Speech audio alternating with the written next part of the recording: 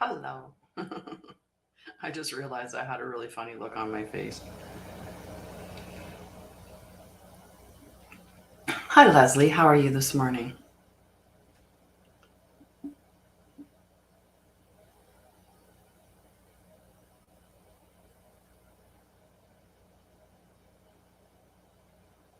Nice.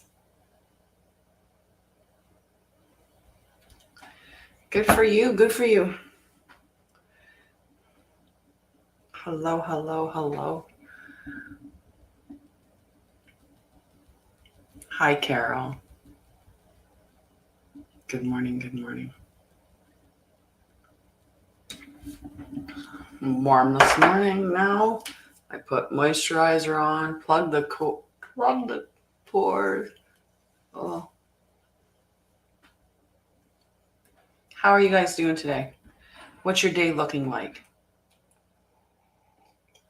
Oh yeah, I haven't done any sharing yet. Good morning. I have not done any sharing. Let's share, because sharing is caring. That's what we say, right?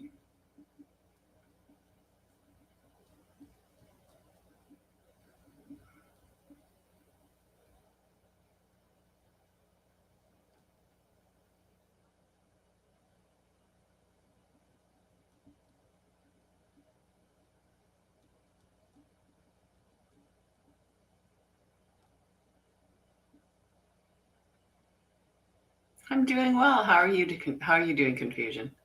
How are you doing?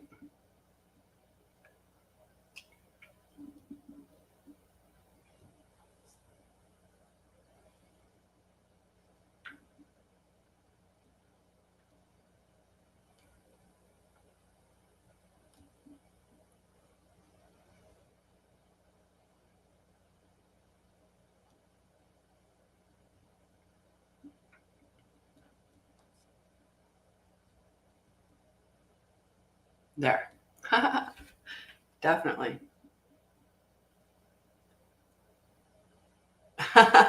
Right. That higher self of yours better be beyond the just working through the anxiety. Do you have a reason for the anxiety? Sometimes we do. Sometimes we definitely do. We know, hey, I'm struggling financially, so I'm working through the anxiety for that. Sometimes we don't, though. So, do you know what is the cause of that for you, sweetie?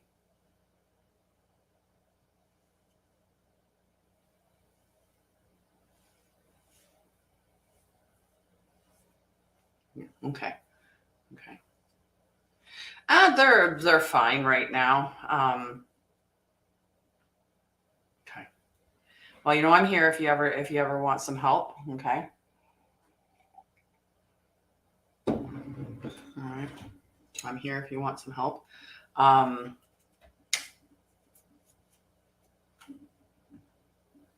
oh, nice. That's good. That's good. That is good. It's always handy when you find something that helps, right? So Carol wanted on the list. My glasses are dirty. And putting the moisturizer on after going for a walk was not a smart idea. No, I'm just warm. Nice. Salt and vinegar pistachios.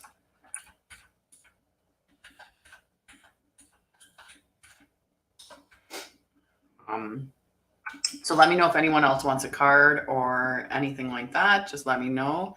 I don't know. I don't think we'll go for the full 3 hours today. I have to look at my schedule. Not. TD. Perfect, Carol. All right, get back to my mod list. All right. All right. So if anyone else wants a card or anything, let me know. If you want any.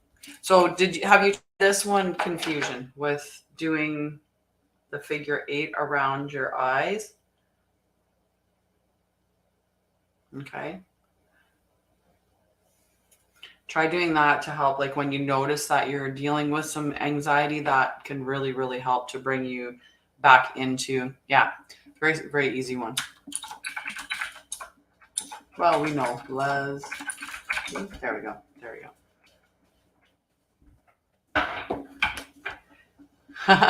Carol already asked.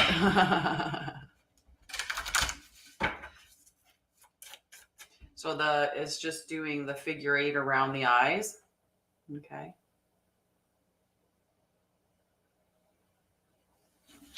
I could figure something out. Connect with me in messaging, Carol, and I'll see what I can do. Okay.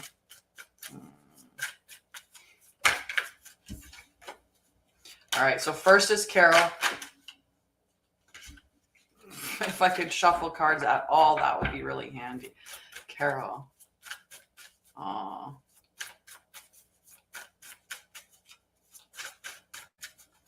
No, I'm definitely more dominant in the right. It doesn't matter, and it doesn't matter. You can use whichever hand you want. If you're doing the figure 8 around the eyes, doesn't matter. Whichever hand. It's that going back and forth across the. It's going to make me yawn just doing it because that's what it's going to do. Is bring you into rest and digest.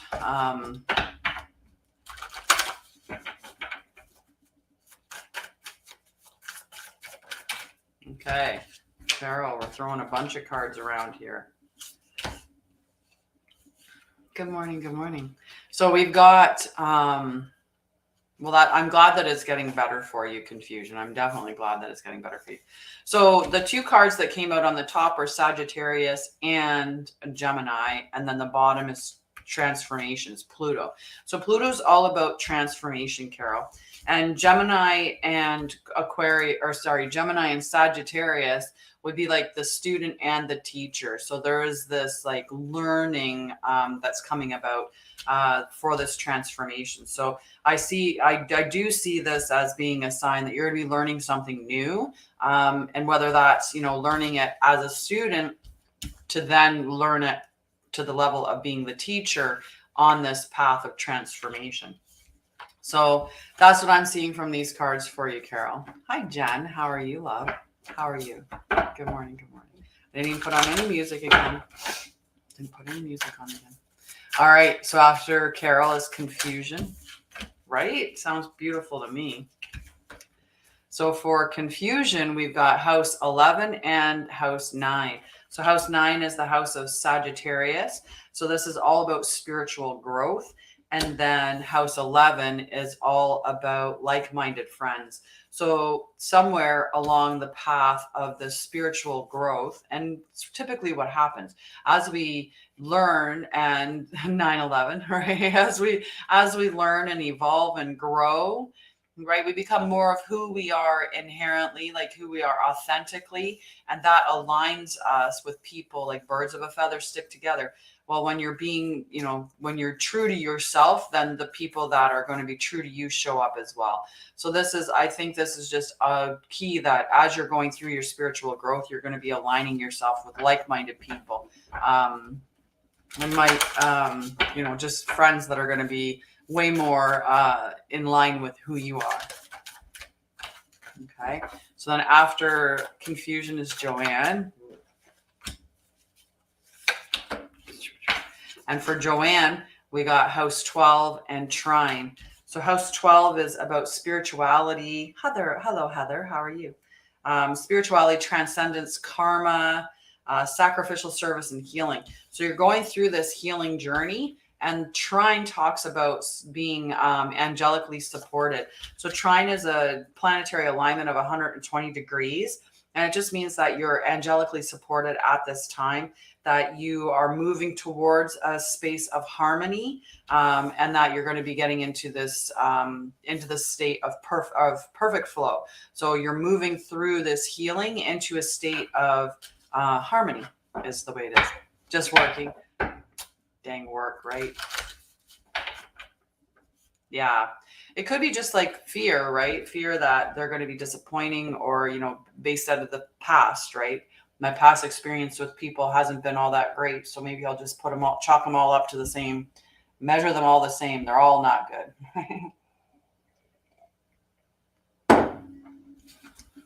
I'm doing really well. So Leslie is next.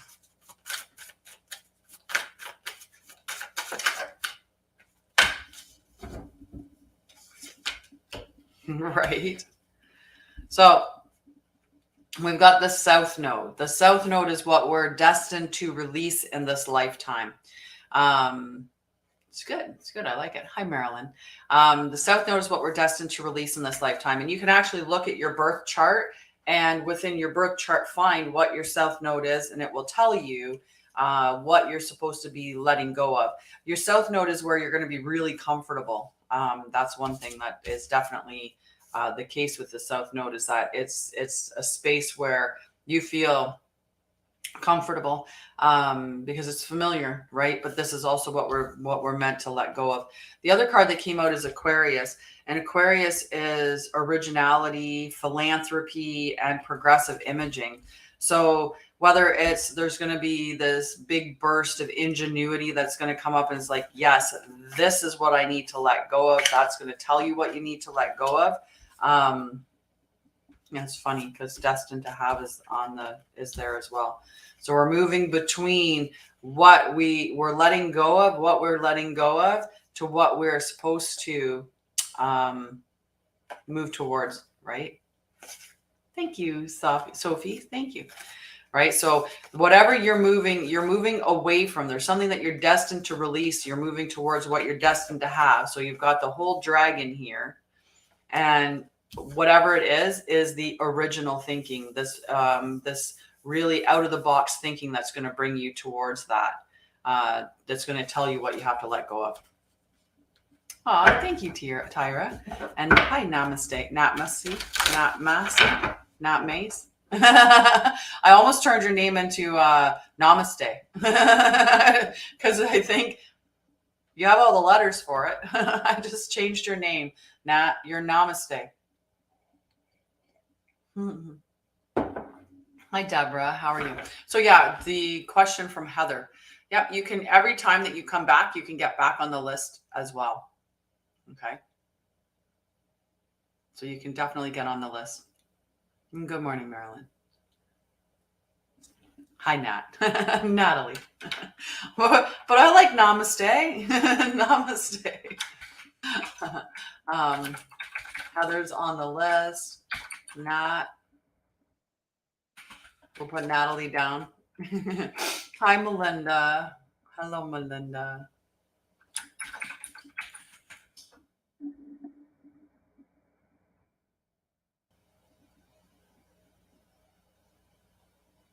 Oh, yes, Marilyn. I see you in there.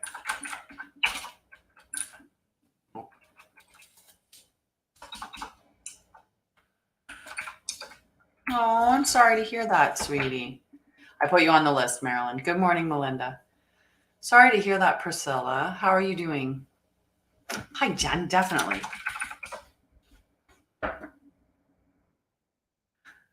Definitely, right? Nice. Oh, just Joe. Just Joe. Just Joe. It's like you're saying go. Just go. My mom's a Joe. My mom's a Joe as well. All right. So after Leslie, we have Heather. Okay. So we have Heather. And then we have Deborah, Marilyn, Jen, and I put Joe down as well. But first, Heather. Oh, Heather. You can't have 4 cards. Not 4 cards.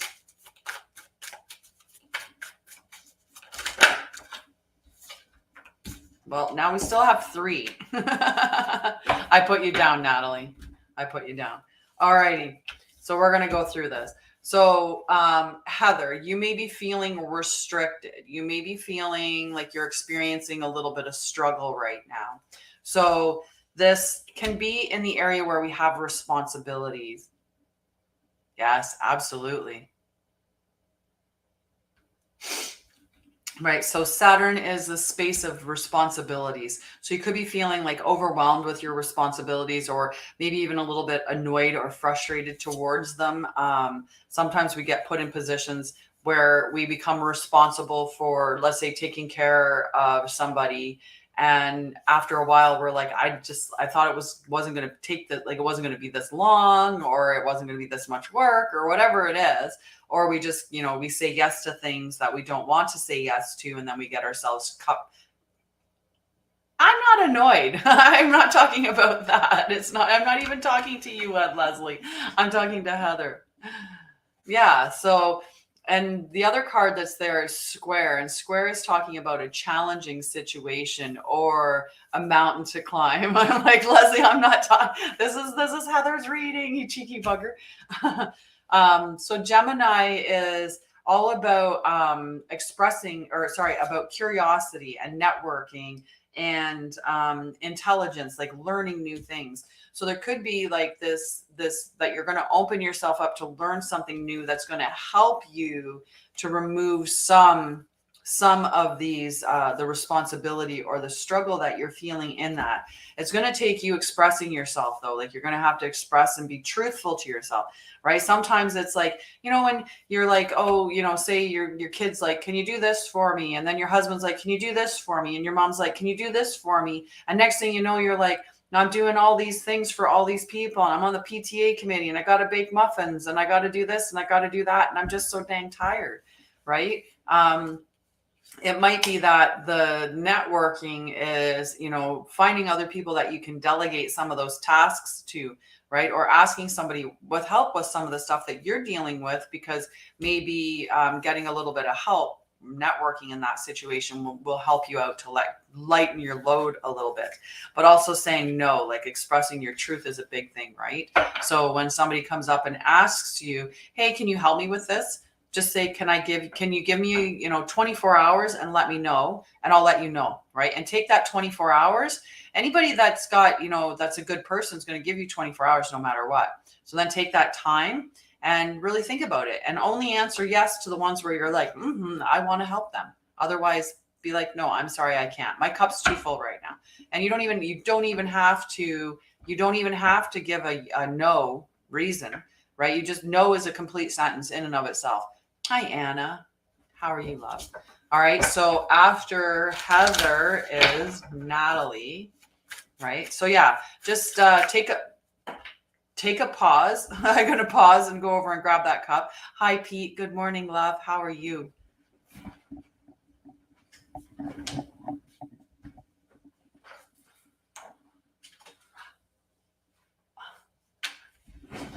I really threw it.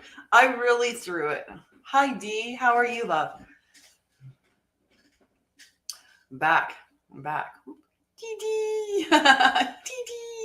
You're welcome. But yeah, just take that time to ask yourself, is this something that is aligned with me? Is this something that I really want to do? Because what ends up happening is, I did miss your muffins comment, is that what ends up happening is we get mad at ourselves. We don't end up TT time. We don't end up getting mad at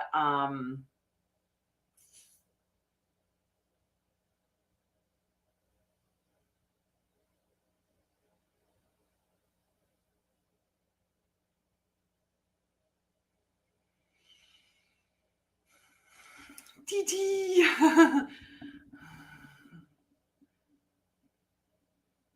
Thanks. Definitely spiritual. It's pretty much. It's the group. Did you want on the list for a card today, Pete? Did you want on a card? Did you want on for a card today, Pete?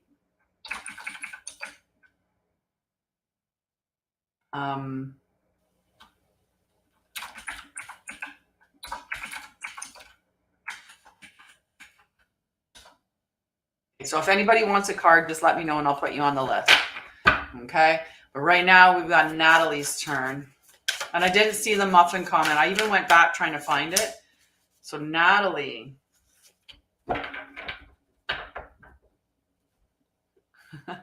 Good morning. Good morning.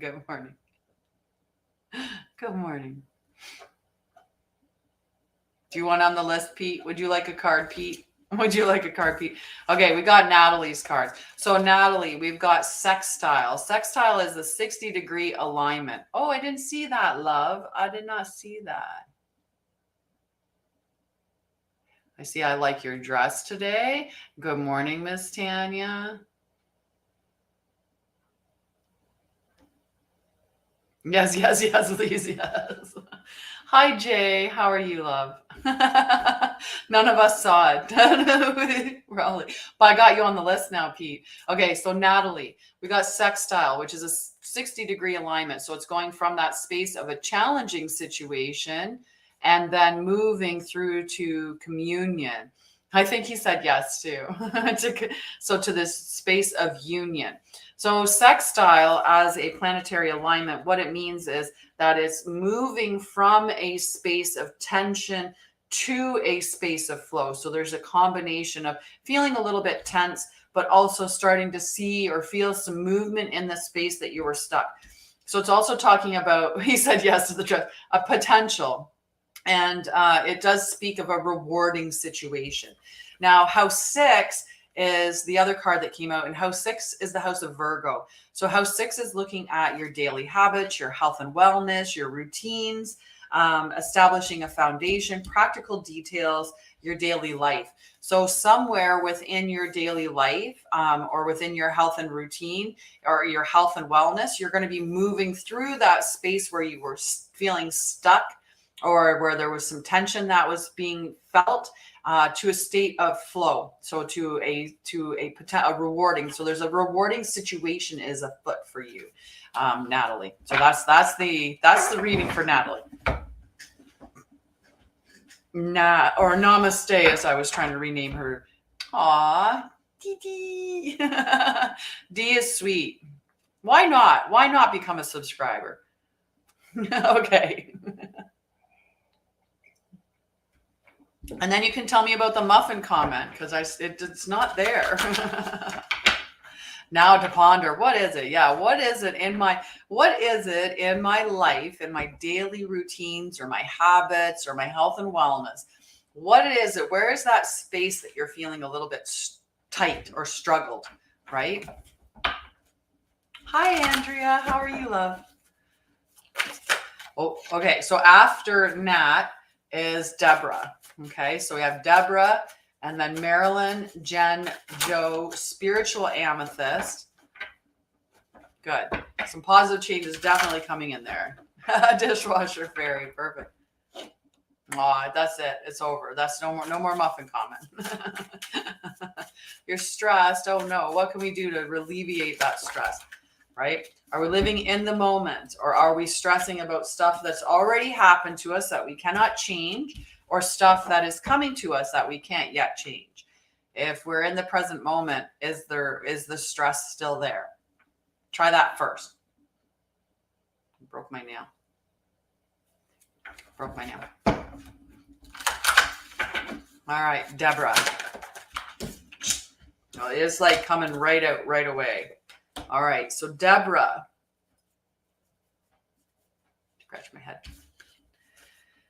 We have yin and air. Now, yin and air are not, the air element is not a yin element. The air element is a yang element.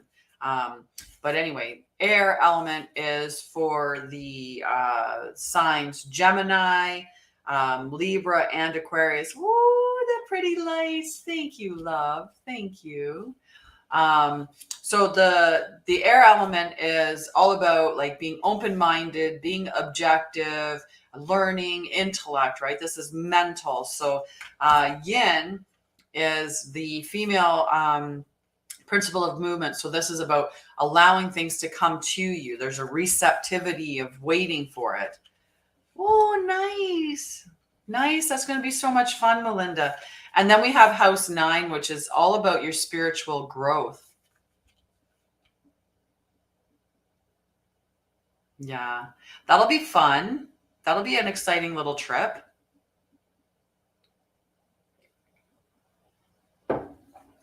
Right? Some time to see the grandparents too. Right? That'll be lots of fun. So this spiritual growth that you're going through, this yin energy is just listening to your intuition, right? Really just, pay attention to your intuition, have trust and patience as you're going through this, be open-minded and allow the information to come in that's coming in, that's going to help you to navigate through this spiritually, to grow spiritually.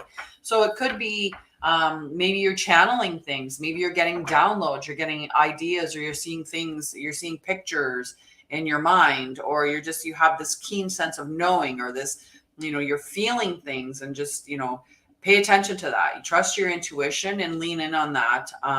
And the spiritual growth is a big thing. So, well, make it a good memory when you go, right? Make it a really good experience when you go. And no, all your memories come with you. They never leave. They're all up in there, right?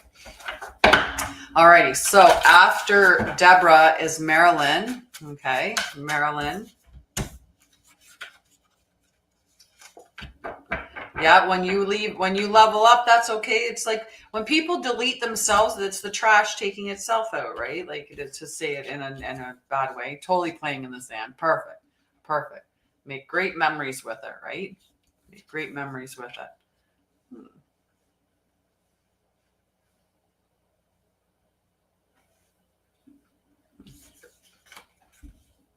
Winning at life, right? Totally winning. Okay, Marilyn. So for Marilyn, we got Sagittarius and House 8. So trash taking itself out. Exactly. Right? And you can be, we can get all wrapped up in what could have been, what should have been, what would have been. But in the whole thing is, like, you can't change anything that's already happened. The only thing you can do is here. Hi, Bobo. Ooh, exciting. I need to check my messages. Maybe my other journal's coming. I'm like, quick, let's check. Am I getting a notification?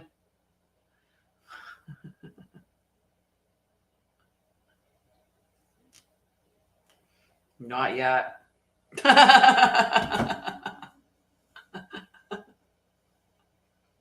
Right? Oh, I can't wait. Definitely Bobo. I'll put you on the list. Bobo's on the list. Okay. So Marilyn, back to Marilyn. See you soon, love. Go get and have a wonderful haircut. Okay. All right. So for Marilyn, did you? Nice. Good for him. So Marilyn, we've got Sagittarius and we've got House 8. So Sagittarius, this is all about optimism and freedom, travel, expression, right? Like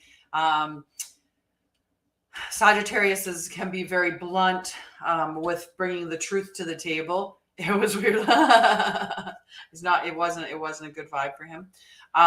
So this is coming into the House 8. So House 8 is the house of Scorpio. So House 8 can be talking about, like, you're going through this transformation. Scorpio is the house of death and rebirth. So it's a really transitional energy that can be or transformation, where you're facing your fears. You're working on some karmic stuff, right? And this is just calling a whole bunch of beautiful optimism and exploration, right? What can you learn from the experiences that you're going through? And oftentimes, like if we were to spend our lives, instead of looking at it as positive or negative, just look at it as it's an experience that I had, or it's a lesson. What did I learn from it, and how can I grow from that experience, right? So that's the message that's coming out from those two cards. It's just, as you're going through whatever this healing journey is that you're on, Marilyn, to stay optimistic, to open yourself up to learning. Sagittarius definitely loves to learn. Just stay optimistic, rely on that Sagittarius bravery that you can. And just explore. What are you learning? Treat it as an adventure. We're going on an adventure through this healing journey, and there's nothing wrong with that. Okay. Probably in his divine femme, probably. All right. After Marilyn is Jen. Okay. And hi, Robert. I see you there. So we got Jen, Joe, Spiritual Amethyst, D, Oliviera, Pete, Bobo. Okay. Hi, Carol. Hi, Robert. How are you doing? Repeat your message. So it's the message that comes up is that you're going through like a transformative time, or you're going through an experience of like maybe a healing journey, or going through some karmic stuff that's coming up. And just to embody that Sagittarius, freedom loving optimism, let's learn and grow, and just treat it like an adventure. You're going on a healing adventure, or what you're experiencing, you know, if you can take it like it's experiencing an adventure, that it's a lesson that you're learning, it's a way that you're growing, and just take it as that, as you're going through it, and look for what you can learn from that experience, right? So whatever's coming up, just look at it as a lesson, or an experience that you can have. The best adventure, sitting on a park bench. That's nice, Robert. That's very nice. I'd like to, we should do a road trip one day. If I'd have known that this was going to be slow today on this feed here, we could have went outside and,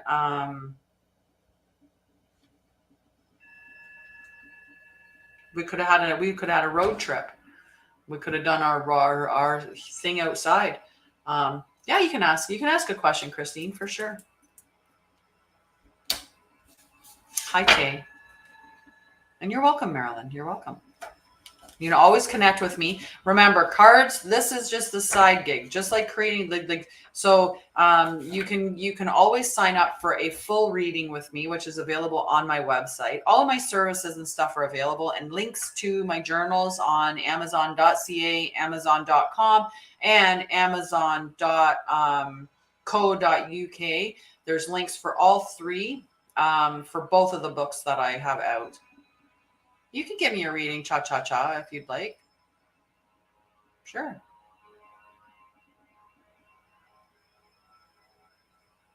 Ah. Christine. I'll put you down for a card. We'll see what the cards tell us. Okay. Sounds good. All right. So after Marilyn is Jen. Okay, I didn't see Jen come up and say anything, but I'm going to assume that she's still here. You're so welcome. Good morning. Good morning. We apparently have a bunch of spiritual growth that people are going through. But that makes sense, because we are in one of these big moments of awakenings, right? This is a beautiful time to be alive, as more and more people are waking up and saying, this isn't how we should be living. This isn't the way that we should be living our lives. This, you know, like the way that society is structured, or, you know, our food supply, the way, like, there's so many people that are waking up to finding out, like, this is not the way. So this card coming up, a lot of spiritual growth, makes sense that a lot of us are starting to awaken at this time. And the moon is all about just satisfying your emotional needs. So expressing yourself. The moon, whatever your moon sign is, that's how you show up emotionally. So for, you know, you could be Virgo, you could be Sagittarius, whatever it is, right? But the moon is just, when you get this card coming up, it's just a reminder for you to pay attention to your emotions. Your emotions are valid. They are an information system giving us knowledge about our environment, right? So it's just messaging. They're giving you a message about your environment, something you didn't like, something that you did like, something that was wrong, that you felt was wrong for you. It's your information system.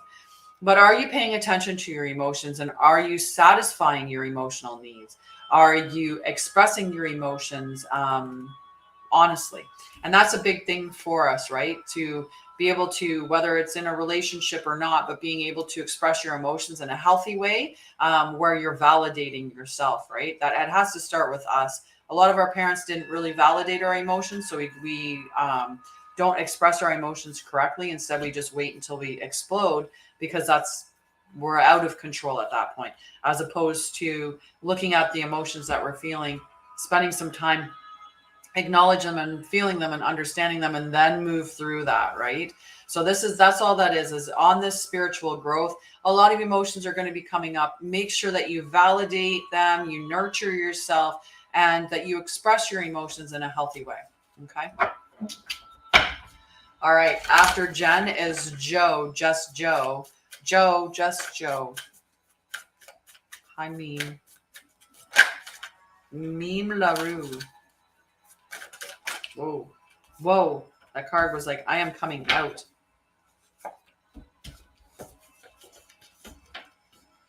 And for Joe, we've got mutable and Sagittarius. So mutable is the energy of Aquarius, Virgo, Sagittarius, and Pisces. Mutable is the type, the energy type of being very fluid.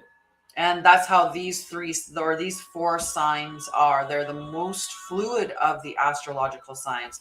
And Sagittarius is one of them. Now, Sagittarius is all about freedom and exploration. Let's go on an adventure. What can we learn? Where can we travel? Who can we see? That kind of energy there. So this is this very much exploratory, adventure type of energy, this optimistic, brave energy, and going with the flow. Now, the thing about this mutable energy is that it's talking about like surrendering to the situation that you're in, surrendering to what you're experiencing right now, and just going with the flow, being very fluid in what's going on. And then you get to be welcoming the change that's coming in, right? Welcome the change that's coming. It's a good change. Okay. Hi, Manimal. All right. After Joe is Spiritual Amethyst. Jeepers. This one was very important that it came out. I don't know if I needed to throw the rest of the cards out, though. That's too many. Too many. You're welcome. Hi, me. I'm like, is M-I me or my? How would you say that?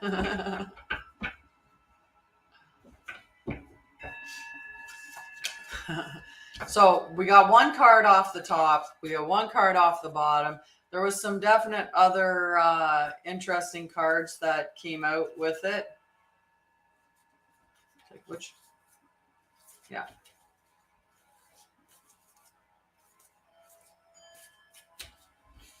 Me. So on top, we got the sun. The sun is all about your self-expression. So the sun is what we would consider to be our ego or our personality, how we show up in the world, right? But this is a call for you to step into your authenticity and really, really make sure that you're embodying yourself. You're being truthful to who you are and expressing yourself in a way that's true to you. So are you being truthful and expressing yourself? Are you standing up in your light? Yang was the card on the bottom, and Yang is a great card for like. That's a cooling down. So Yang is the divine masculine. You have a beautiful, beautiful day. Definitely. You just ask me. And then I put it on the list. Hot, right? Like hot. Oh, just getting like over. All right. So Yang is the energy, the divine masculine principle of movement. So this is a very proactive, expressive, right? So it's a real call for you to be expressive, embody your truth, express yourself, be bold, right? Stand in your light. And this is a very much forward motion, like do it, just forward motion with that, with your self-expression. Okay. Hi, Chris, great head. Yeah, I put you on the list, me. I put you on the list. All right, so after Spiritual Amethyst is D. Spiritual Amethyst is getting called out to be her authentic self and shine brightly. Do it. Be you, my love. Hi, Big Bird. How are you? I like every time I see the like so much yellow, so it just immediately makes me get in my joyful state because yellow is my color for joy. So I love it. I love it. All right, D. We've got house 3. House 3 is your friends. It's your early learning. It's your child relations. So it could be your neighbors or siblings. Aw, thank you, me. It's the rational mind and communication. So we've got house 3 and house 5 coming together. House 5 is the house of Leo. So this is all about singing your song and being very charismatic, calling things towards you, creative, passionate, romantic energy that comes from that little songbird. So this songbird, he's going to sing his unique song. And this is about friends, like calling friends towards you. So this to me it just is that the more that you stand, like the more that you become authentically you and you sing the song that is unique to you, the more that like-minded people are going to navigate towards you. The more significant the friends are that align with you at that time. Aw, right? It's been a while. I know I have to go live in Seraphina's group this week and talk about all things trauma. Give you some trauma knowledge in that group, but yeah, happy to see you, Big Bird. All right, after D is Oliviera. So D's got to sing her own song. Her and Spiritual Amethyst are going to hang out, and they're going to be all authentic and hang out. Hi, Bobo. Okay. We'll see what the cards say. The cards just give you the message that you need, my love. You guys get to hang out and sing your songs. You sing the song. Oh, hang on. Too many cards. All right, Oliviera. And then after Oliviera is Oliviera. Like, you see, like all the cards flying out. We're trying to get you a card, but I think that we just want 1, not 5. Just 1 card. Too much power. Hi, Gray Rabbit. Let's see if we can get 1. Maybe 2. Maybe 2. I'll be generous. Maybe 2. Hi, Lilo. Okay. All right.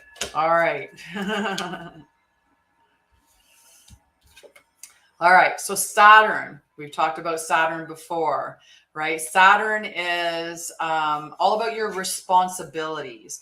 So hi Danny girl, when we get stuck in our response, or we can experience struggle or feel like we are restricted within our responsibilities. So this is where we've taken on burdens that we don't really align with, maybe.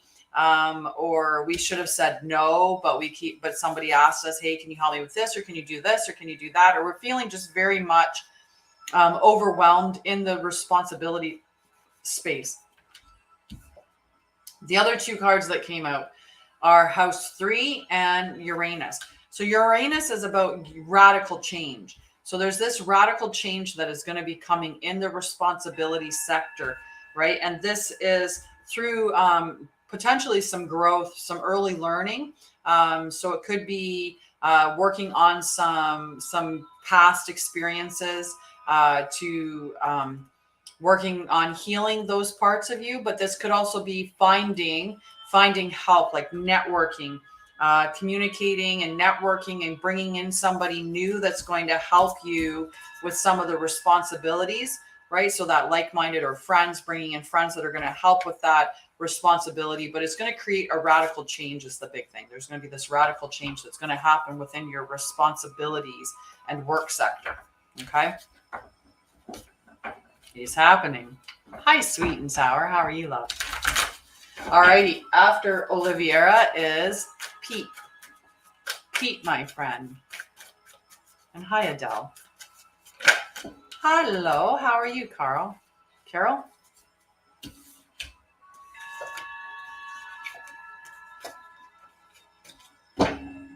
Hello, Alina. Hello. You're welcome.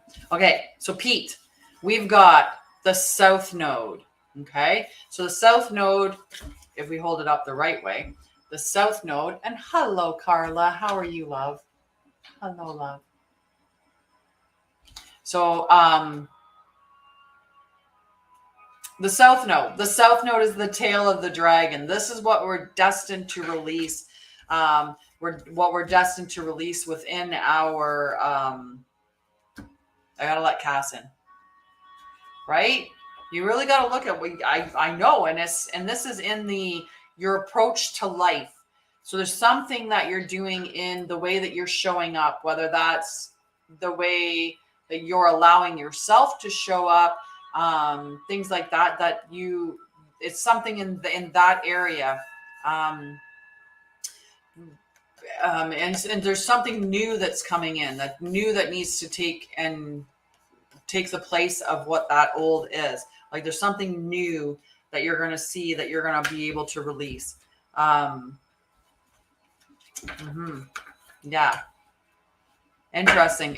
But you keep getting the south node. I'll be right back, guys. I'm going to let Cass in, and I'm going to refill my coffee and pee. We're going to take a little break while I let Cass in. Because he's scratching at the door. So, and I hope you're doing well, Carla.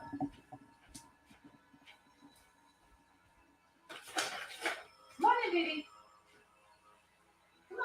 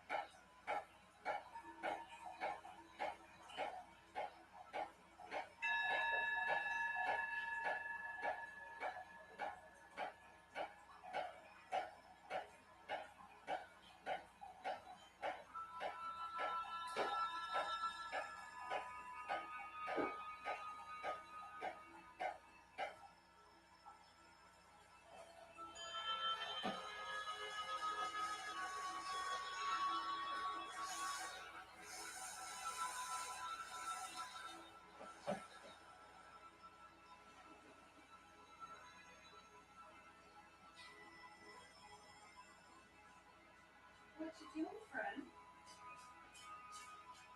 What are you doing? Would you like a treat? How about a treat?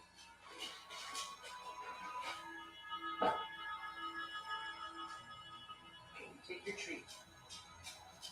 You're gonna go outside with it? Okay, bye.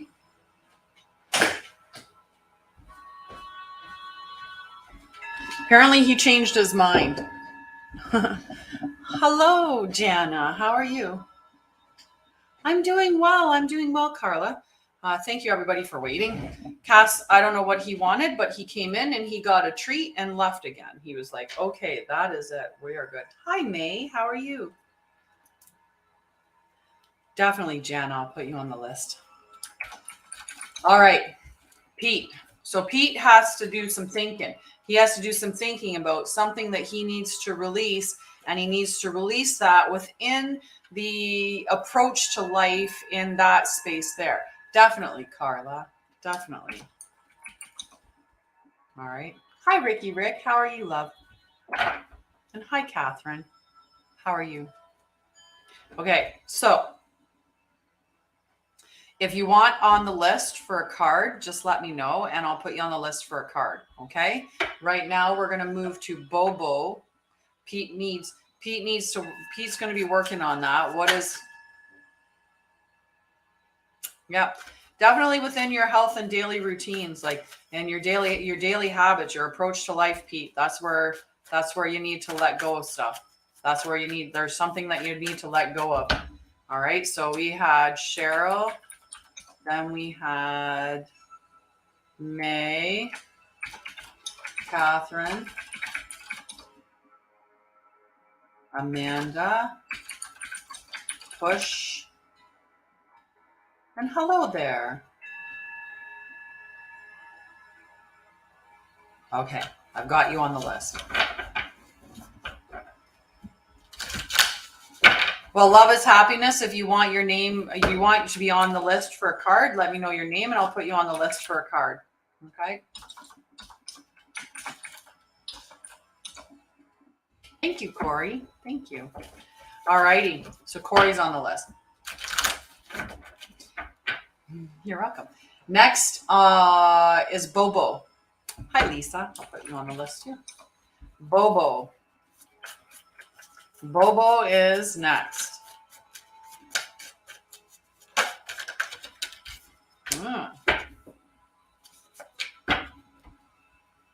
So Bobo got the North Node. So the North Node is the node that we are working towards in this lifetime. So if you look up your North Node within your planet, like if you look up your natal chart, you can see what your North Node is and see what are the lessons that you're supposed to learn and what are you supposed to move towards.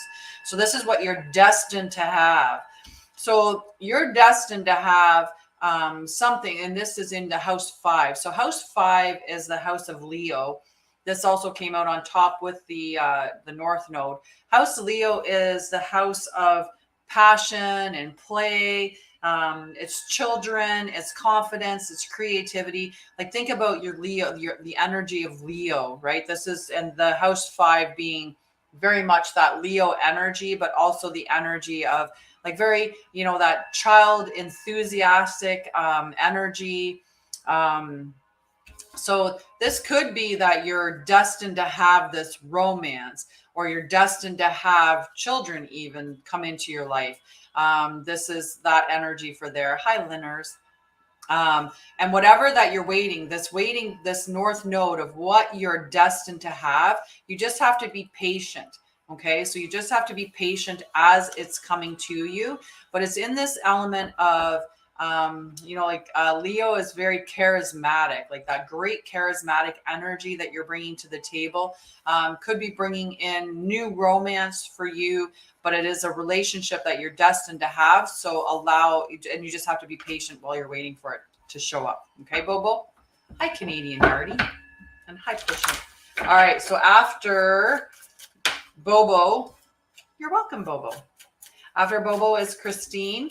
Okay. And then it's Christine, me, Jana, Carla, Cheryl, May, Catherine, Amanda, Push, Corey, Lisa. That's who I have on the list. If you want on the list, just let me know and I'll add you to it. Okay. All righty. So we're looking at now Christine. Okay. So Christine, we've got Aquarius and Cancer. So Cancer is all about your home. Like Cancer is the mom energy of the astrological, the zodiac signs. It's the mom energy. This is nurturing. This is comfort. This is compassion. This is, making that comfort, cozy little home environment that's protective.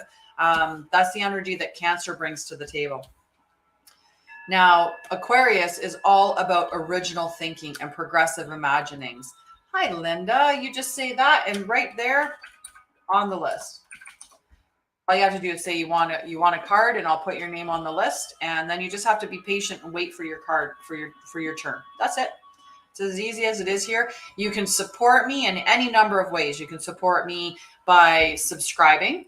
You could support me by giving to lighting it up. We could light up the room. That's what I like the lights for, because we are, as star seeds and light workers, we're raising the consciousness. We're lighting the world up. So that's the whole lighting. You could be a member of my team and you get TT time, because you'd have to be a member. You have to do this to see what TT time is if you don't know. TT, that's TT time. TT. Hi, Lauren Leanne. TT. All right. Betty Boo wanted a card. Sherry Ann wanted a card. Sherry Ann and Betty Boo.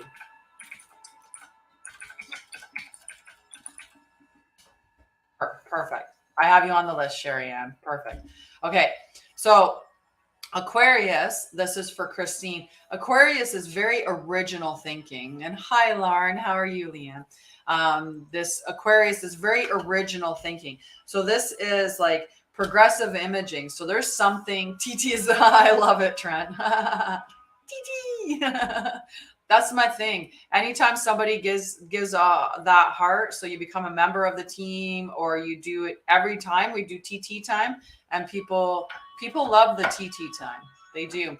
Sometimes you get many going back to back to back, so we just keep doing TT, TT, TT.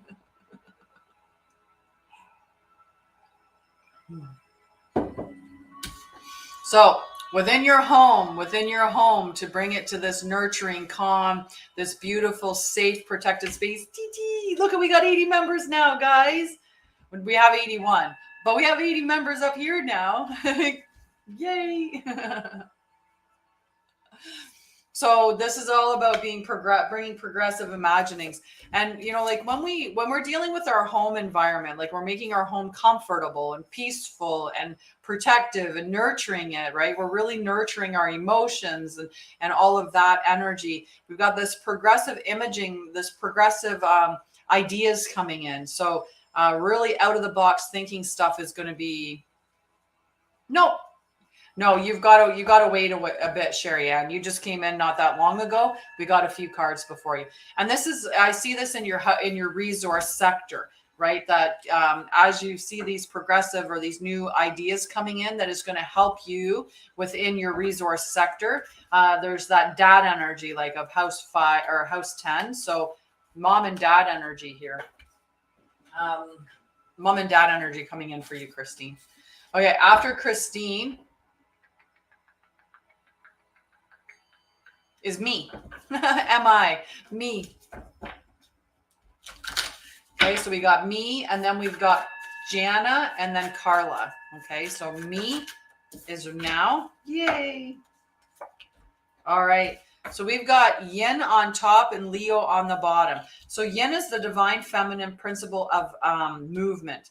So that's when you're at a dance, the divine masculine, he walks over and asks the female to dance, and she decides, yes, I will, or no, I won't. But she receives the offer, right? So it's a very receptive energy. You wait for things to come to you and then make the decision on whether or not you want to allow it. So that the divine feminine principle of movement is for the earth and water elements on the signs. Well, it's not terribly long push night. I don't know. How does it work on other ones? We've got Jana, Carla, Cheryl, May, Catherine, Amanda, Push, Corey, Lisa, Linda, Sherry, and Betty Boo. We've got a few. Hi, Psychic Amanda. So this is that energy, right, of the water and the earth element signs. And it's about you're leaning on your intuition, trusting the process, being patient, and it's leaning on your spirituality. So whatever knowledge that you're getting, it could be that knowing, it could be a sensing, it could be any of those. And there's all this confidence and loyalty and creativity that's coming into the situation right now. So this is really trusting the process that you're going through, being confident and knowing that it is coming to you and leaning on your intuition. Okay. Hi, Char. How are you, love? 81, right? Raising star 81. And 81 members on the team, technically. It's 81 today. All right. After me is Jana. Hi, Riley. I'm glad that you're doing well. You're so welcome. All right. Jana.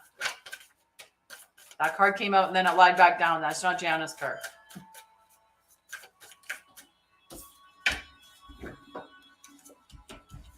Jana. So Jana, you got the moon and Aries. So Aries is about the individual. It's your approach to life, how you show up. It's a very initiating, brave energy. And then you've got the moon, and the moon's all about satisfying your emotional needs.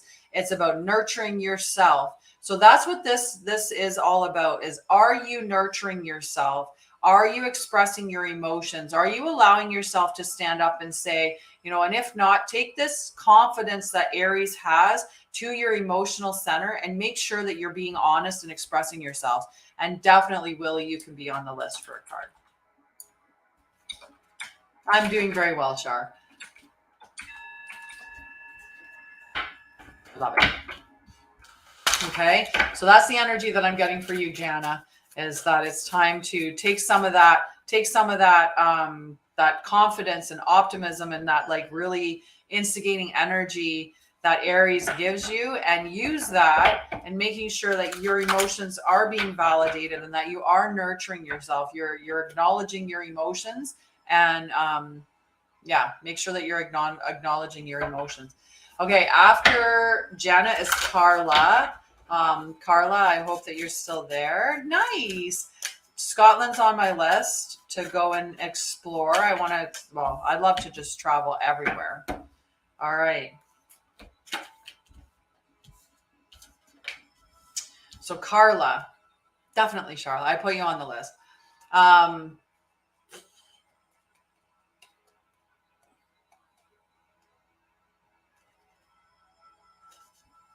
Carla, I'm hoping that you're there.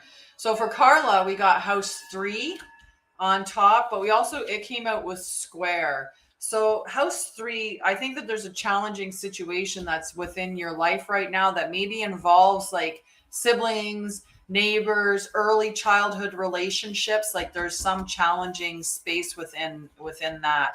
And then the card that came out on top or on the bottom of the deck was house 7. So this is all about your relationships. So I see this really challenging situation that's coming up in your relationship sector. And whether this is, you know, like a sibling that you've had for a long time or within your partnerships. But, you know, when we think about our siblings can be really profound relationships within our lives, or our parents can be profound relationships. But this is this just challenging situation that's come up. So, you know, leaning on your intuition, knowing that it's eventually going to come to a harmonious space, but making sure that you're communicating, right? You're communicating what is necessary. And I'm going to write this down because I'm just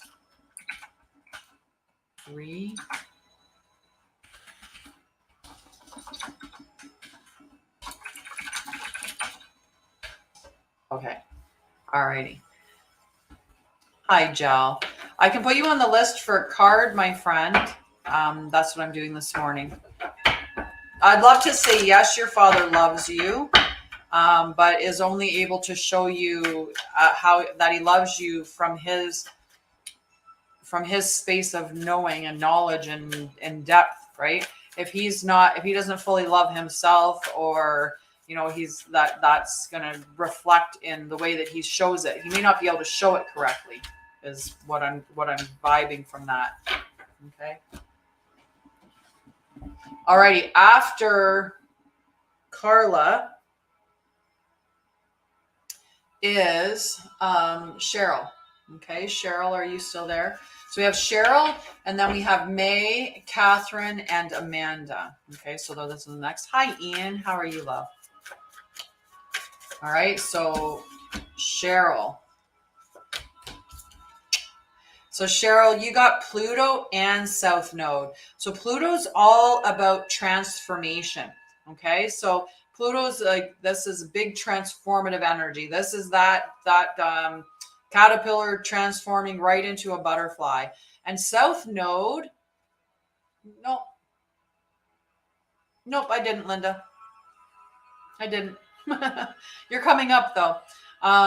So Cheryl, the South Node is what you're supposed to be. And Anita, I can definitely add you to the list. So the South Node is what you're destined to release. So you're destined to release something that's going to bring you forward in this transformation, right?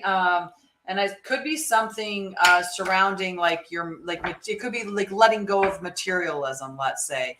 And Trish, you can ask the question 100 times if you want, or you can just ask to be on the list for a card, and I'll put you on the list.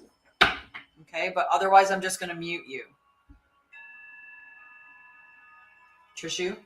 You can be on the list for a card and wait for your turn.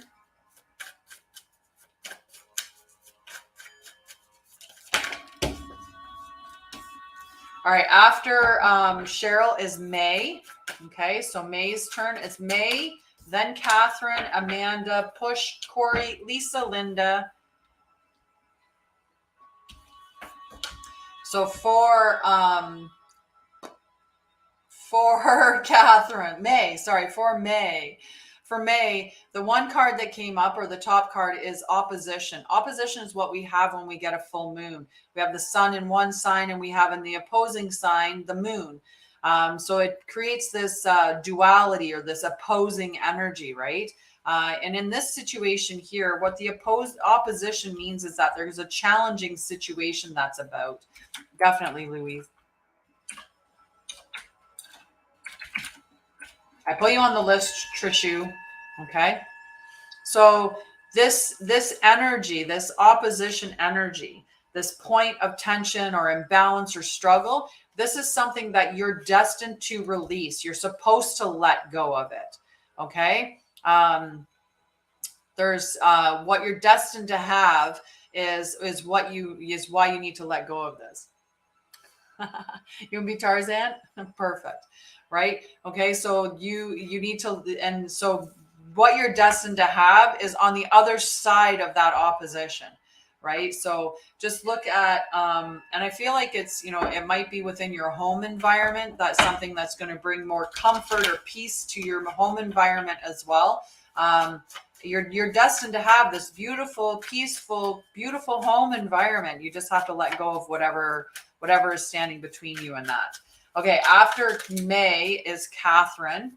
Okay, and actually I'm going to put some color on this here so that I know where I've read to. Sure, we're going to do purple today. All right, Catherine. There goes Catherine's foot. Wow, we are on a train of, we got North Node again. What's on the bottom of the deck? Mercury. So North Node is what we're destined to have. You are destined to have communication. Now that communication can come by the way of you're going to have really great, keen thoughts, or you're going to have some new learning that's going to come in, or someone's going to network with you that's going to bring this new information to you. But it is what you're destined to have. It could be starting, like taking a course, right? Like taking a course could be what this is indicating, and it's something that you're supposed to be moving towards. So there's that energy is coming up for you. Catherine, there's a course or there's some information that you're destined to have, that you're destined to learn in this situation. Okay. And after Catherine is Amanda. Okay. So we've got Amanda, then we've got Push, then we've got Corey, Lisa, Linda, Sherry Ann, Betty Boo, Willie, Char, Anita, Louise, and Trishnu.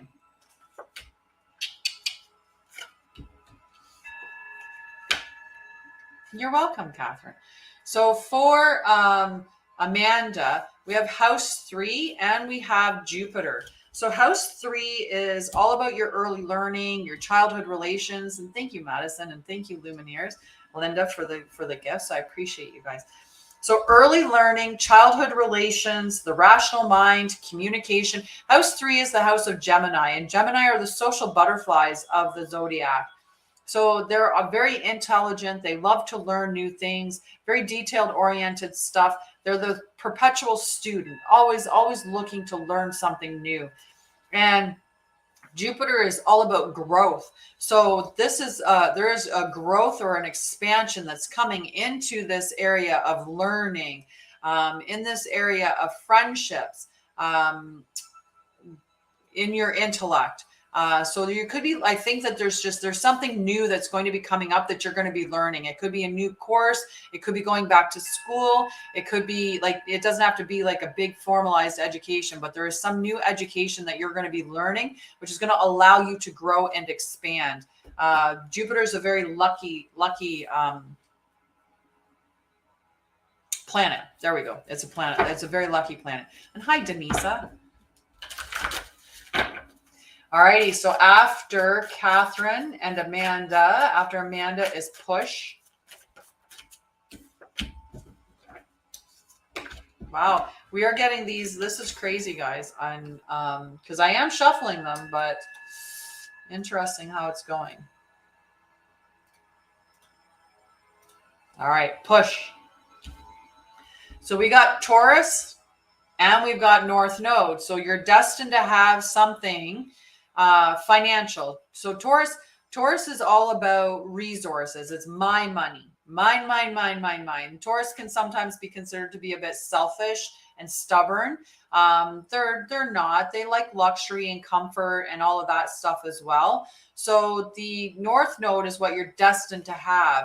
And you're destined to have material value, possessions, resources, comfort, luxury, right? This is what we're destined to have.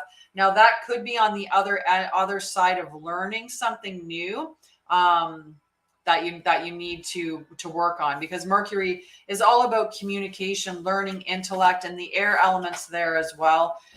They came out. So there is that energy that you're going to learn something, that you're going to whether it's education or you're going to communicate with somebody that is going to give you information that's going to allow you to increase your financial resources, and it's what you're destined to have. So that's the energy for Push.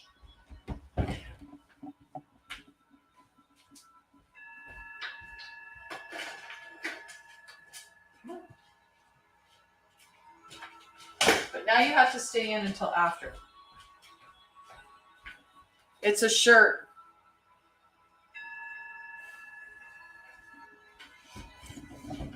For Redbeard asked for a twirl, so he got a twirl. It's just a shirt, guys. It's not a dress. He's just a cute little shirt and jean shorts. Right, and little jean shorts. All right, so after Push is Corey. Okay, so then we got Corey, Lisa, Linda, Sherry Ann, Betty Boo, Willie, Char, Anita, Lewis, and Trishna. And if anyone else wants to be on the list, right? I agree. It would have been a cute little dress, Push. Right? All right, so we got Corey. Corey came out right away. So Corey, we've got Jupiter and we've got Jupiter and Pluto. Is the Taurus or the Aquarius the right one? I don't know what that means, Telly.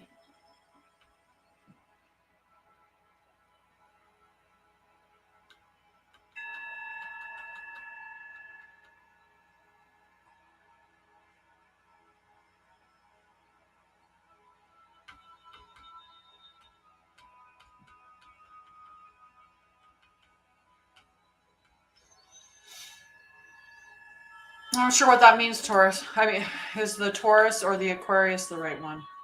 I'm not sure what that means to me.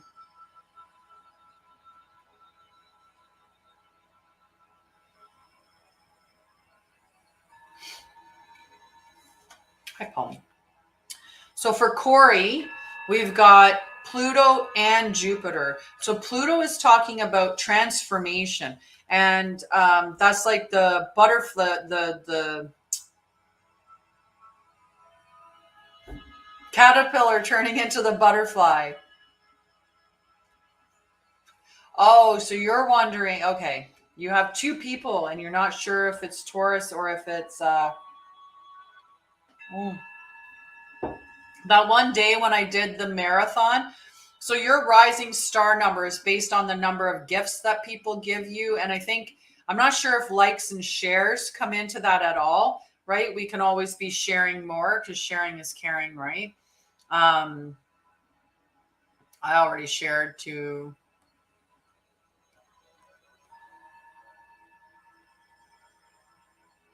a bunch of people. I'm going to share to some other people now.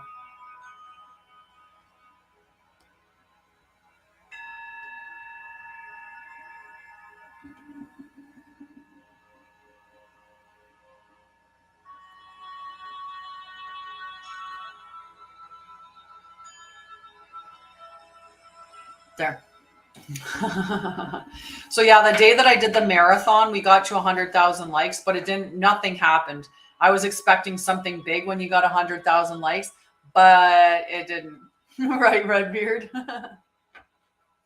Okay, so for Corey.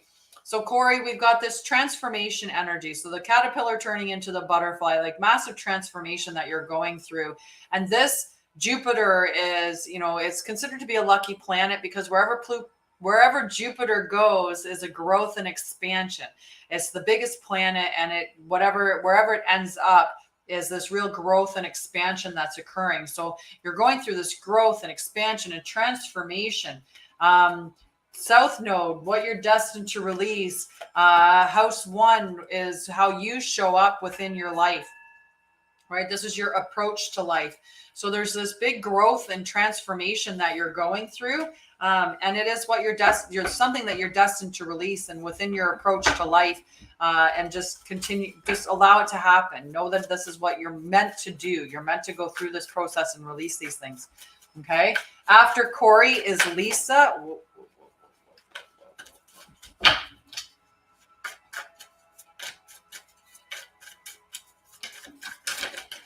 Okay.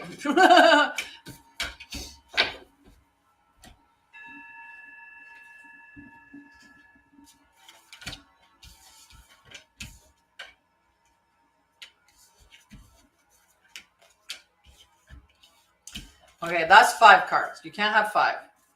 5's too many. 5's too many cards. All right. Yes, please like, share, follow. You can become a team member. You can give me a really great gift. You can meet my goal. You could do the subscribing. There's lots of things you can do. You can go to my website and check out everything that I do. And then if you have any questions, you could sign up for a free clarity call. I have 2 journals that are available at this time. I have Wins and Goals journal, and then I have a gratitude affirmation daily planner. Those are both available, and those links are on my website as well. I do full readings, but what I do more than that is healing. And I like to help people heal their trauma and mental health, to heal through addictions, all of those things. That's my biggest thing. That's what I do. Okay. Again, we're getting a lot of this. So Lisa, we've got this spiritual growth that's happening, and there is something that you're destined to let go of. The South Node is what we're moving away from. So there could be old patterns, old habits that you need to move away from as you're going through this spiritual growth. And sometimes, like when we don't, and it seems like it would be within your home environment, that there's something that you're destined to release, right? That doesn't necessarily mean that it's the whole home. It could be, maybe it's a childhood relationship with somebody that you've held on to, this friendship for years and years. Like, I've known them since public school. Meanwhile, they're toxic as ever. And every time that you're around them, you just feel terrible. That could be an example of that. Okay.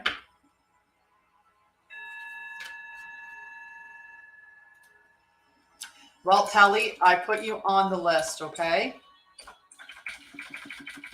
And I'm going to highlight these 3 as being done now. All right, Linda. Linda is next. Let's not box the cards. Okay, Linda is next.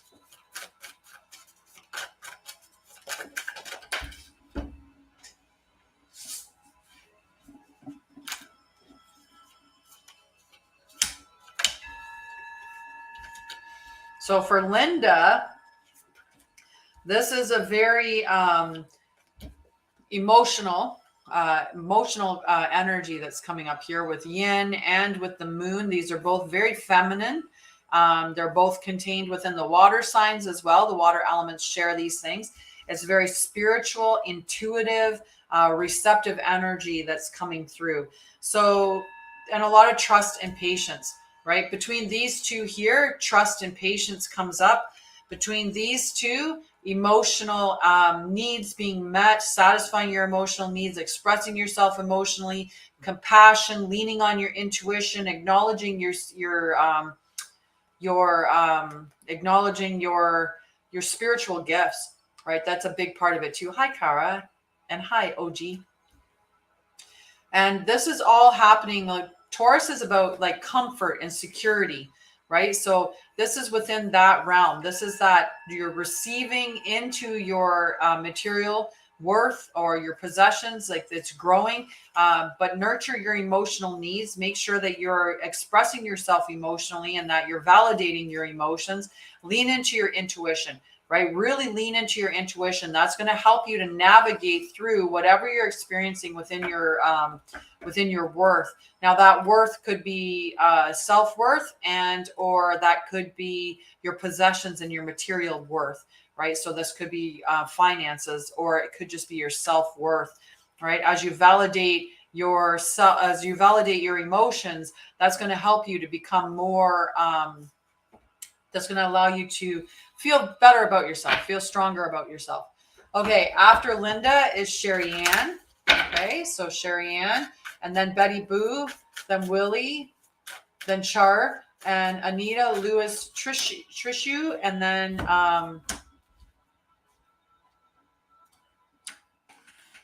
Kara and OG. Alrighty. Ooh, this is really good. I like this one. So this is for Sherry Ann. Sherry Ann, you got house 7 and you got conjunction. This is about a union. This is a coming together. This is a merging. And house 7, this is all about your relationships, profound relationships, intimacy. This is also so profound relationships, intimacy, romantic partnerships. So there's a union coming to you. There's a relationship that's coming to you, Sherry Ann. Okay, there's this union that's coming, this profound relationship. Now, Carla, I pulled your cards earlier. You had house 3, square, and house 7. So to me, that's saying that there's a challenging situation that's occurring within your relationships. And this could be your intimate partnerships, or it could be like your childhood relationships. So like siblings. So you could be dealing with just some challenging situation within those relationships. And what you need to rely on right now is communication. You need to be communicating how you're feeling, like communicating your truth within this experience. Okay, so that was the energy that I was getting for you, sweetie. All right, after Sherry Ann is Betty Boo. Betty Boo, and then Willie, and then Char, Anita, Lewis. Okay. Hi, Betty Boo. Well, let's see.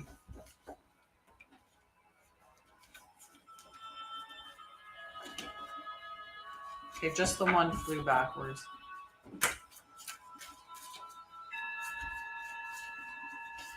Well, if it helps, Betty, we've got within like the bottom card was Pluto, and we have house 7. Now, a bunch of these other cards came out. One was Jupiter was another card that came out of there.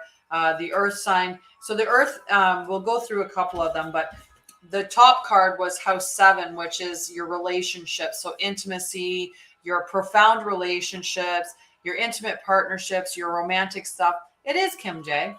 And transformation. So transformation in the relationship sector could very much be bringing a new life in, right? That's having that growth. And and when I was looking, as I said, the other card that I saw that really, really popped out was the Jupiter card. So this Jupiter card is about growth and expansion. So we have growth and expansion. We've got transformation, and in your relationship sector, that, you know, to me is speaking of really having a birth. Like I can see a very positive sign for a birth. Nice, nice. These are the Heavenly Bodies Astrology deck. Okay. So let me know how that sounds for you, because that's the energy that I'm getting. Is there's this growth and transformation that's occurring within your relationship sector, which very much could speak of a birth, right? Could be speaking of of conceiving, because there's going to be growth and expansion, and then transformation in the relationship sector for sure. Right? Sign up and subscribe. Witchy kind of woman. Hello, my love. All right, after Betty Boo is Willie. Okay. Woo, Willie. Willie, you've got a lot in the resources in the financial sector.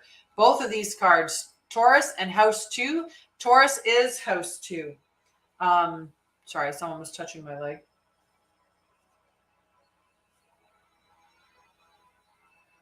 I don't think it was my own hair. Something was touching my leg. So Divine Rising, love. Divine Rising. So for Willie, we've got Taurus and House 2. House 2 is the house of Taurus. House 2 is all about your resources. So it's your physical security, it's your possessions, your material value, your self-worth. It's your like the financial resources. And Taurus is the my resources. These is my money. Comfort, luxury is what Taurus likes, and sensuality and all of that as well. So you've got this beautiful energy that is existing for, we used to do it that anyone, before we used to make it where they had to have, so there were a couple of things I used to do for subscribers. One was that anyone that subscribed immediately got 2 cards the day that they subscribed. So they basically got a mini reading. The day that they subscribed, they immediately got a mini reading. And then anytime that they came on, they were guaranteed to get a card. And that's back because I used to charge like coins. I used to say you'd have to give like at least 5 coins for a card. But then I started saying it didn't matter about we just give cards to anybody that wanted cards. The other thing that I used to do for subscribers was I would shut it down when I was doing healing to subscriber only, and then subscriber only chats. And I was also doing things where I would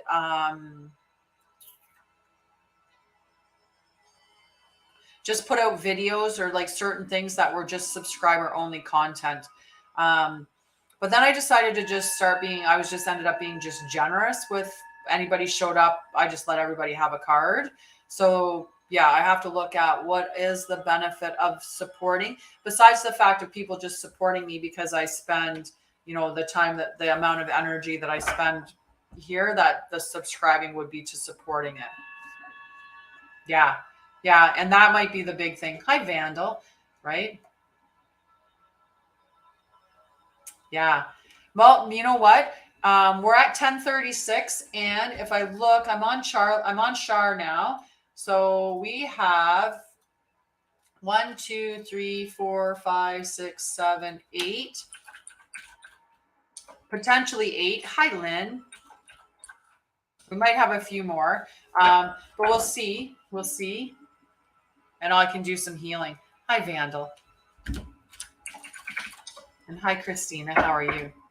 It's early in the morning on the BC coast, for sure, for sure. Okay, so next is Char. Okay, so Char's card. Hi, Lynn. Thank you. Yes, definitely. We'll do some healing with some light language before we end today. How does that sound? Hi, True Love. As soon as I say your name, I immediately have Madonna in my head.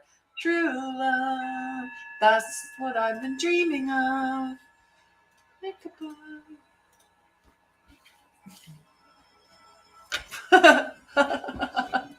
Have Madonna in my head. Okay. So for Char, we got House 12. So House 12 is about spirituality. It's about transcendence and karma. So you could be doing nice. That's very cool. You could be dealing with some karma coming to the forefront. You could be going through a healing experience. Hi, Jen.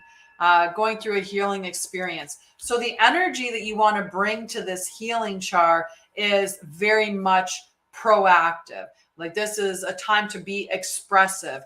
This is a time for doing, like forward motion. So there's forward motion going through this. And this could be like you're spiritually awakening, you're healing your traumas, you're navigating through that, and you're doing it, with movement, with actual doing, not just allowing things to occur. You're actually physically doing it, moving through it.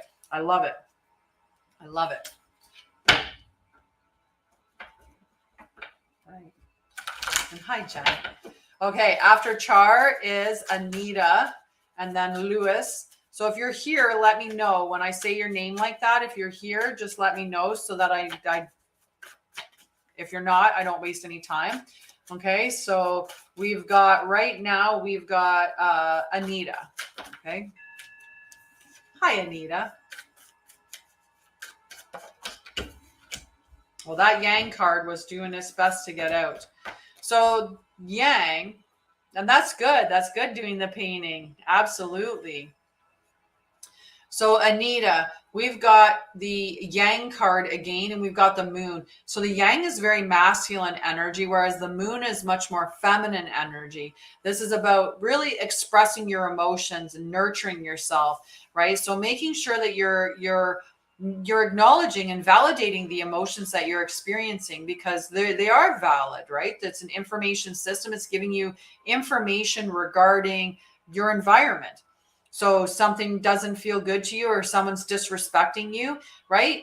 It's valid to experience that. So the Yang energy is just about being proactive and expressing yourself. So it's asking you to really express your emotions. You know, if somebody's wronged you, maybe be very upfront with them and say, like, what you did hurt my feelings, or it did this thing, right? So that's the energy. That's the energy that's coming up here, is that it's a very, and it might be within your own relationship, right? Are you expressing yourself clearly within your relationships? Okay. All right. After Anita is Lewis. And they like flew out right away, Lewis. So we'll do all three cards for you. And I love that. I love that. It's so much love to you. Okay. So Lewis, we've got South Node. South Node is what we're destined to release. So it's something that we're moving away from. Hello, Irvi. And then, hello, Dr. Godwin.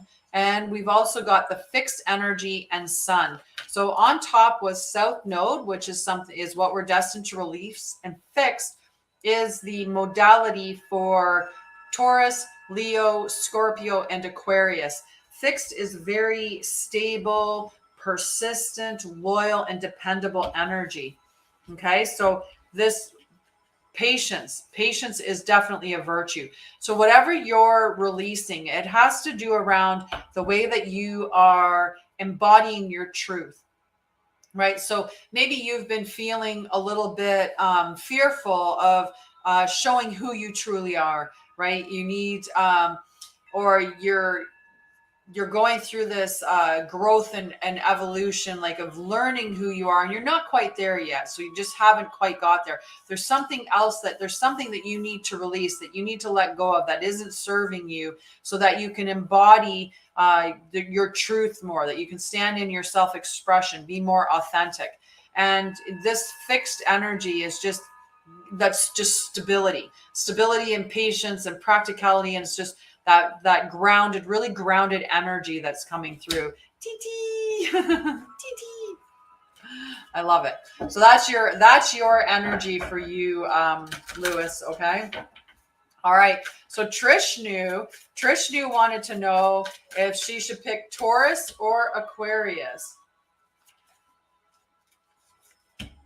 Right? And the cards that came out didn't say anything about Taurus or Aquarius, but it is about expressing your truth with the sun and the moon. So this is, man, I freaking love you so much too, sweetheart. So are you embodying your truth? Are you expressing your truth? Are you being honest with yourself and with others about who you are? So are you showing up as yourself, Trishnu? And are you expressing your emotions, right? Are you expressing your emotions? Are you nurturing yourself, right? Are you nurturing others? So this is really about being your own. That's hilarious, 777. I wish you had more pictures, but with no pictures, I don't even know. And Varying Redbeard might have something to say about that. I don't know if he can give me cows. If you could give cows, but Redbeard, what do you got to offer? This guy's going to give his best cows for my hand in marriage. It's just his best cow, just one. Sorry. Aquarius is a good sign for you. Let's see. We keep getting that the sun card coming up. I was like, could we get Taurus or Aquarius to pop out, right? Nice. So you're a Leo then. It might not even be either sign for Telly's saying it could be like Trishnu is like it could be Taurus or Aquarius. Maybe it's neither. Nice. I like Aries. Aries is good energy. Leo and Aquarius are opposite. Leo and Aquarius are opposite. Aries is opposite with Libra. Libra is your opposite, Vandal. Aries is all about the individual, and Libra is all about the related energy for sure. Okay, so after Trishnu is Telly. Okay, so we got Telly. Ooh, nice.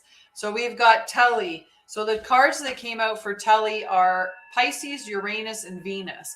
So on top was Pisces and Uranus. Pisces is about intimacy, it's about intuition, and it's about compassion.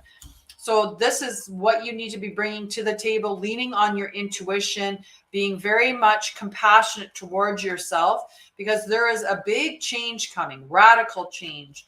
The card on the bottom is Venus. Venus is all about love. So this is very much in that energy of your loves, or in the changes in the love, right? Ooh. You gotta wait. You gotta wait it out. You gotta be brave. Wait it out. You're Capricorn. Oh yeah, you were looking. It was Telly. It was Telly that was wondering about your Capricorn. Nice. Capricorn's like the daddy. Sort of opposite, right? Well, true love. Cancer and Capricorn are the opposites, right? Cancer and Cancer's the mom of the zodiac, and Capricorn's the dad of the zodiac, right? So they make a beautiful home, because while Cancer is worried about, the home environment and making it nurturing and safe and protective, Capricorn is out there achieving and working hard to bring in support. And Phoebe, I can put you on the list.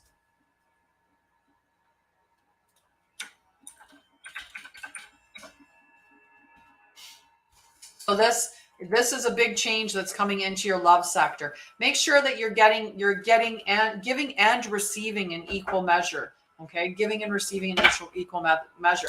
So now is Kara. Okay, so we have Kara, OG, Witchy, Lynn, Vandal, True, and Phoebe.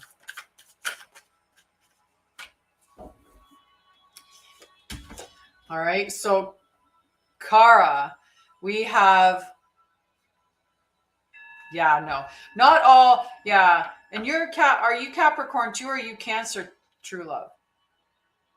You're Cancer. Yeah, Capricorn and you on paper, Capricorn and Cancer work well together as the opposites. The thing is this is on paper, and you've got to look at more than just what is the sun sign, what is the rising, what is the moon, what are all these other things, right? So there's more to it than just doing that one sign. Right? It's just that when they look at, and definitely quality of a person, I mean, there's cheaters in all signs, right?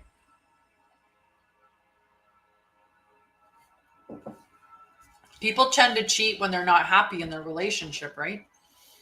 It's, when we're not being our authentic self, then we're aligning with somebody who falls in love with our false self. So there's this fake love, because they're not even in love with the true you. You're not being vulnerable and intimate with them, showing them who you truly are. Really, Ava? We do. Look at that. Aww. I like it when people do that. When they come in and they snap a picture of me and they put it up as their profile picture. And then they come in and they're like, I look like you. Well, yeah, you do. You just stole my picture. That's why you look like me.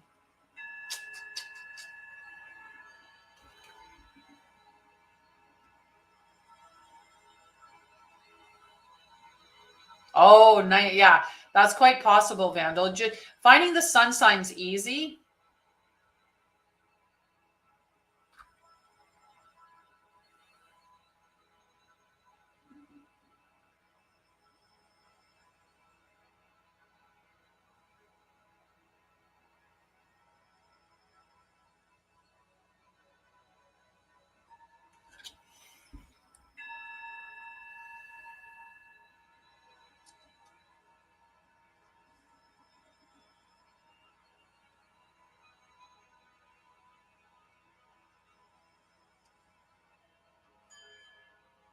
Sorry, just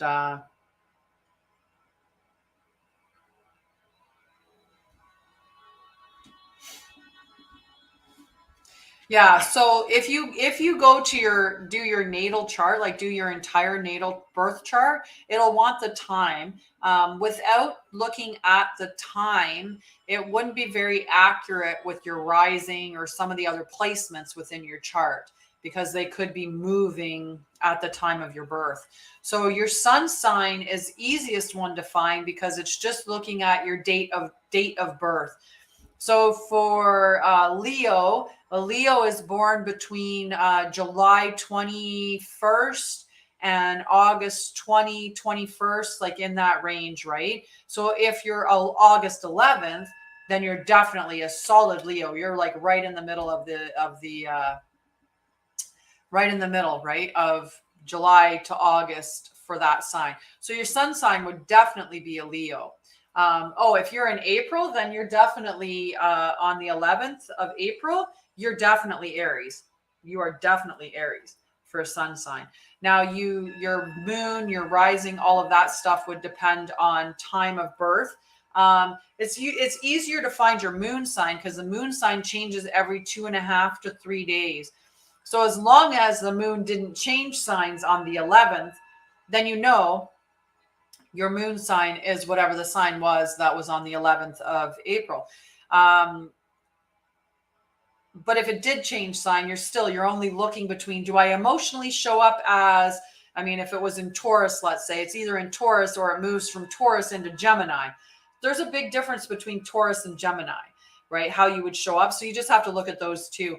When we're looking at the rising sign, though, the rising sign changes every 2.5 hours approximately throughout the day.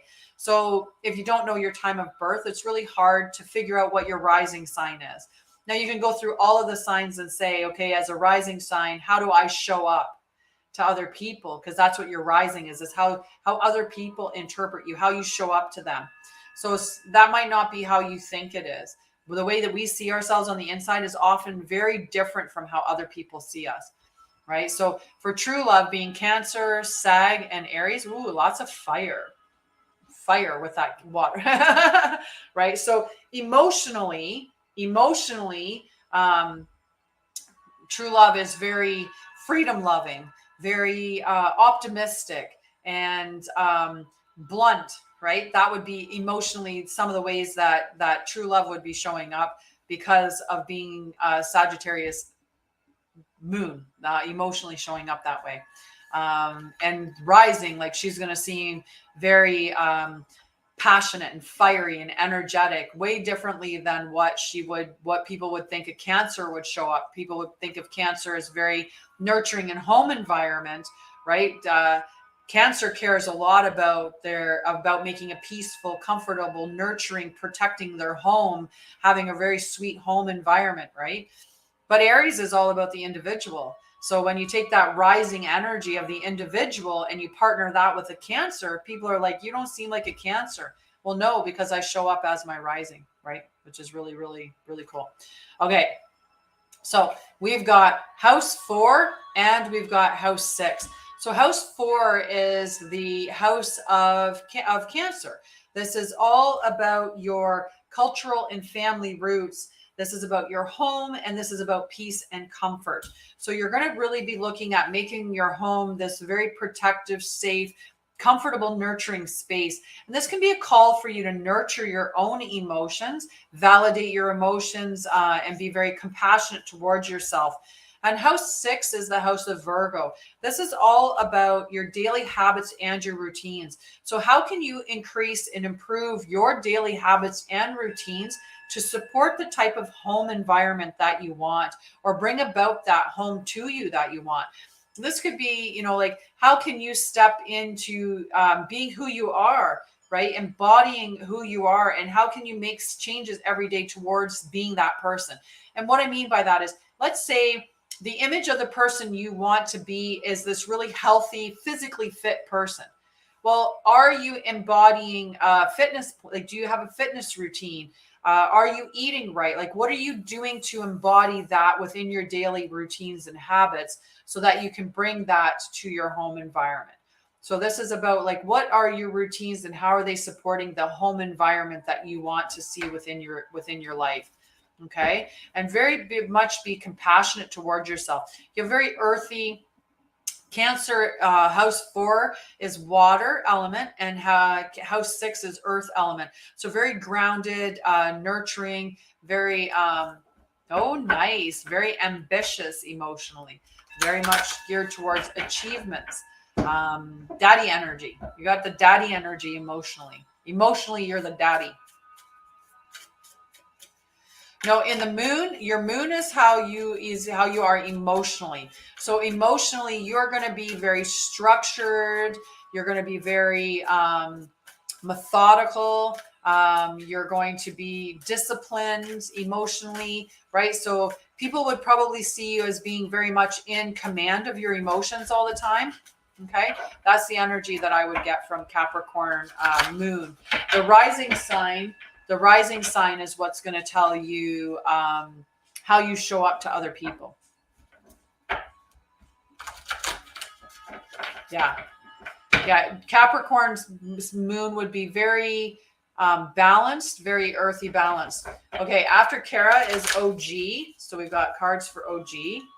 We might not even get done all the cards, guys. We might just do healing. I think, with Witchy Kind of Woman being available. All right. OG.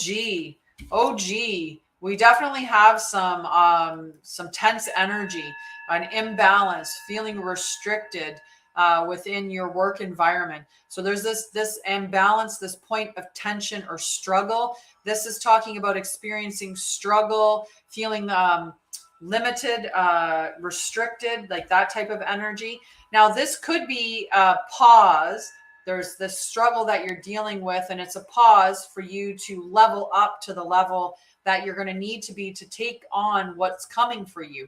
And what I mean by that is, if you've been trying to manifest $1 billion, you're going to need to know how to manage $1 million before you're going to be given $1 billion, right? There's a lot of steps of growth and learning and experience that you're going to have to get before that comes in. So that could be what that is it's just a pause until you learn the hard work, or, it's just a call to be patient right now, that you'll navigate through whatever is this imbalance and struggle that's within your life. And I feel like it's probably more within the home front. So what can you do? What can you do to create more balance in your home environment? How can you be compassionate and honor yourself? Okay, so that's the call for you, OG. All right, next is Witchy. And then after Witchy is Lynn, then Vandal, then True, then Phoebe.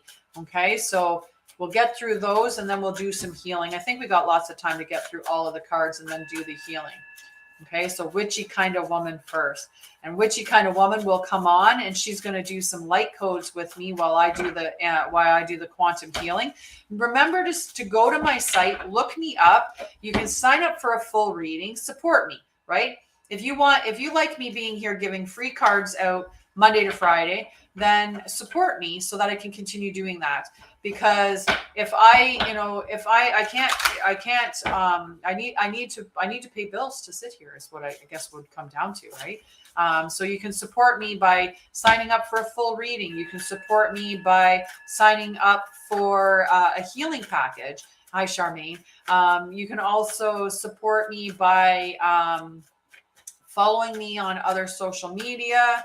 You can support me by purchasing a journal or a daily planner. I have 2 out, the Wins and Goals journal, and I also have out the the affirmation gratitude daily planner, daily affirmation and gratitude planner. There we go.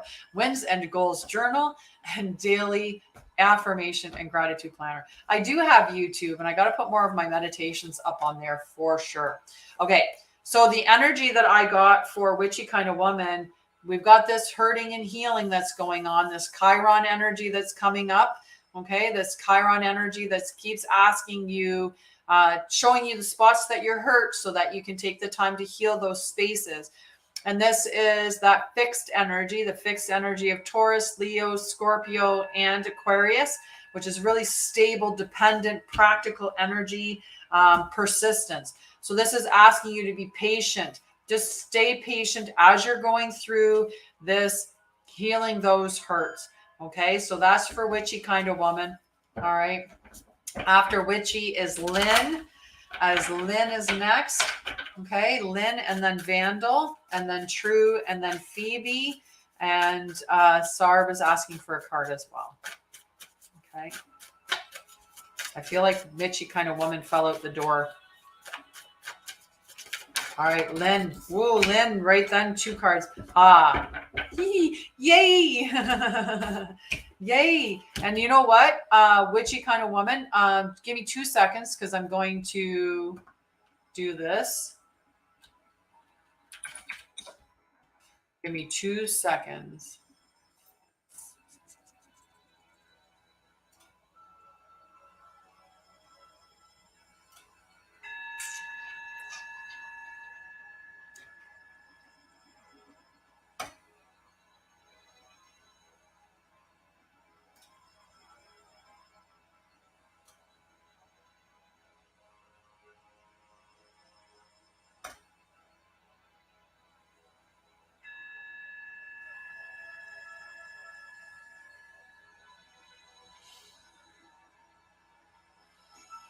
Okay, I just got to try something, guys. Just hang on. I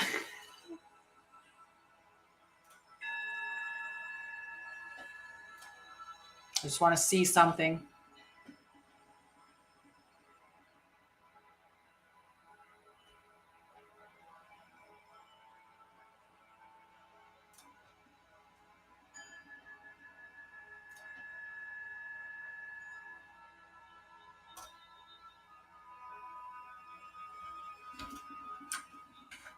Okay, I'm going to give you this one here, sweetie, and just know that it'll book it as a half an hour.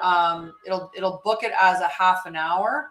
But when I'll extend it so that it's long enough. Okay. Good morning, Piper.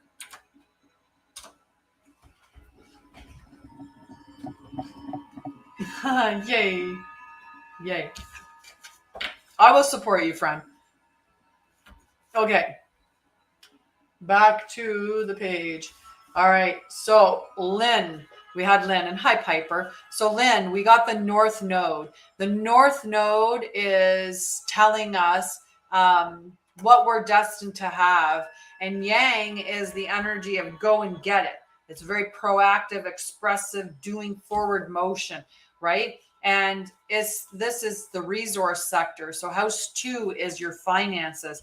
So Lynn, there's something that you are destined to have. And it is going to be like a proactive energy of you're going to go grab it. And it is within your financial. Yay, Liz. Liz subscribed it for another month. Yay, Liz. Thank you. So yeah, definitely get into that. All right. Next is Vandal. So look for those opportunities in the resource sector. Something financially is coming up for you, Lynn. You have to know that it is destined for you. Whatever it is destined for you. So next is Vandal. Whoa, Vandal. I feel like that's a lot of cards. Got an itch. I got an itch. I feel like my yes, Pete. Yes. What can we do that's loving for ourselves? What are we going to do that's loving for ourselves today? Can you take yourself outside like a flower and get some sunshine? Can Can you give yourself some good nutrition? All right. So we've got Uranus, we've got Chiron, and we've got Gemini. They flew out. So Uranus is this radical change, and Chiron's about the hurts that come up are just they're showing you where you're hurt so that you can take the time to heal those. And that can involve a radical change. When we're going on our healing journey, oftentimes the communities, the networks that we're with, hi Bjorn, I'm doing very well. How are you? We start to navigate and change the groups, the social groups that we hang out with through this experience. So this Uranus, this growth that you're going through, this radical change that is occurring because of those, healing through our hurts is going to change the environments that we're around. Just remember to stay compassionate towards yourself as you're going on this journey. Oh, I love it. Thank you for coming and saying hello. All right. After Vandal is true love. That's what I've been dreaming of.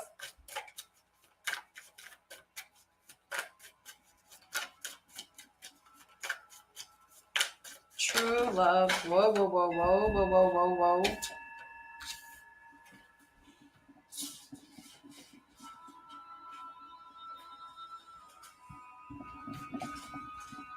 Get all the cards that I threw. You're welcome. Okay. There's too many cards. Too many cards, true love. Hi, Andy's girl. Hello, love. How are you? I want Andy's girl to sign up. I want Andy's girl to book a call with me, a free clarity call.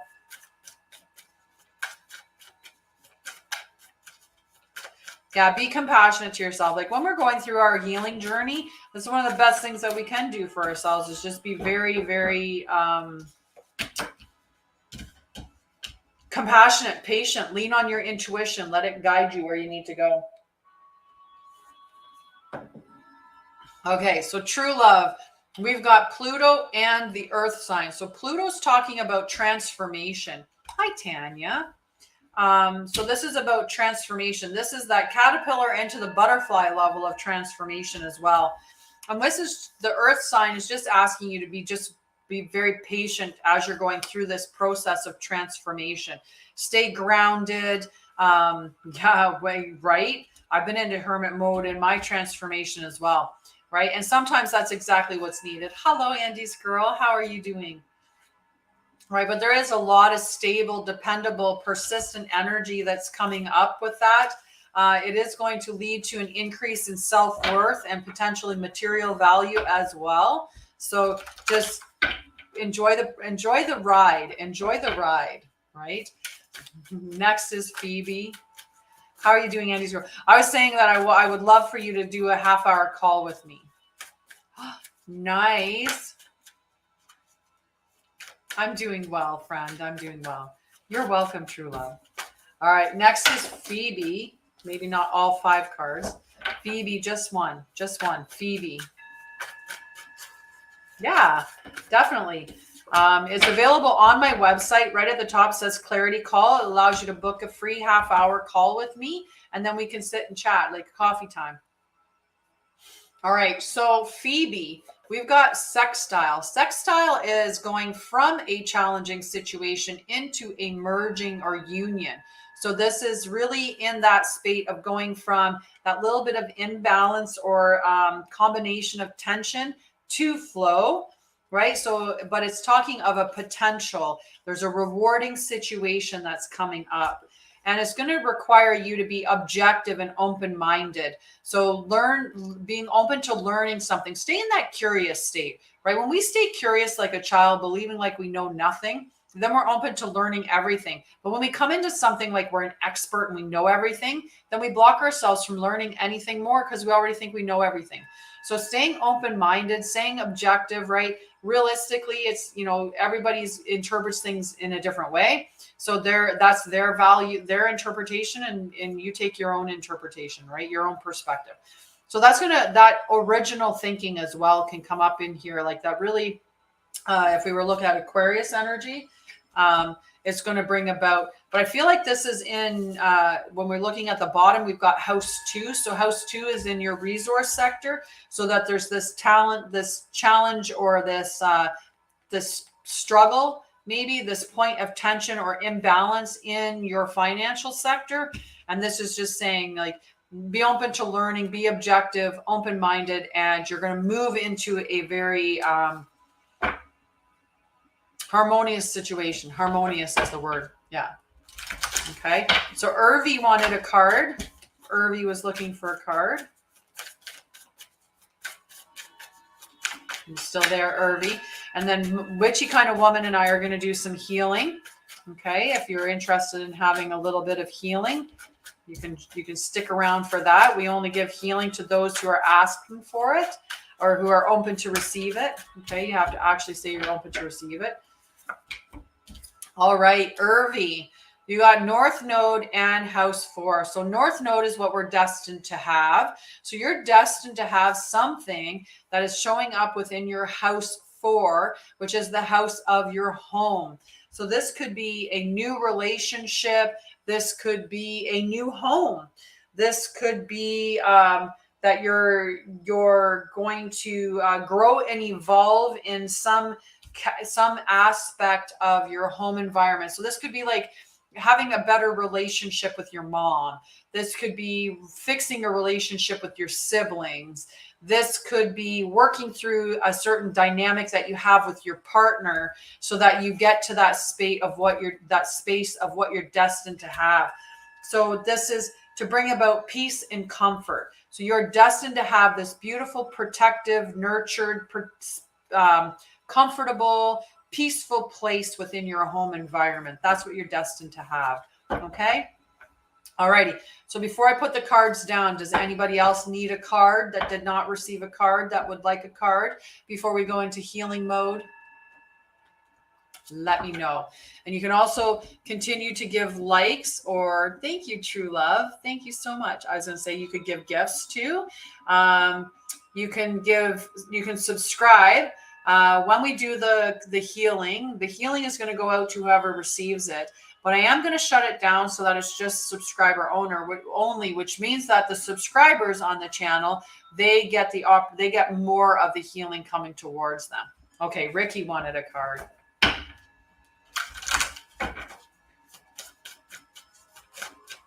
And thank you so much. I appreciate you all.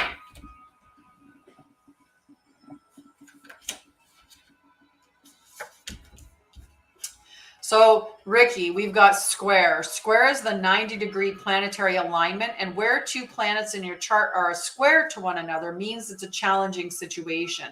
Challenging isn't necessarily bad, though it can feel like it's a mountain to climb, and challenge can definitely be challenging. Definitely can be challenging. Like, that's an obvious thing.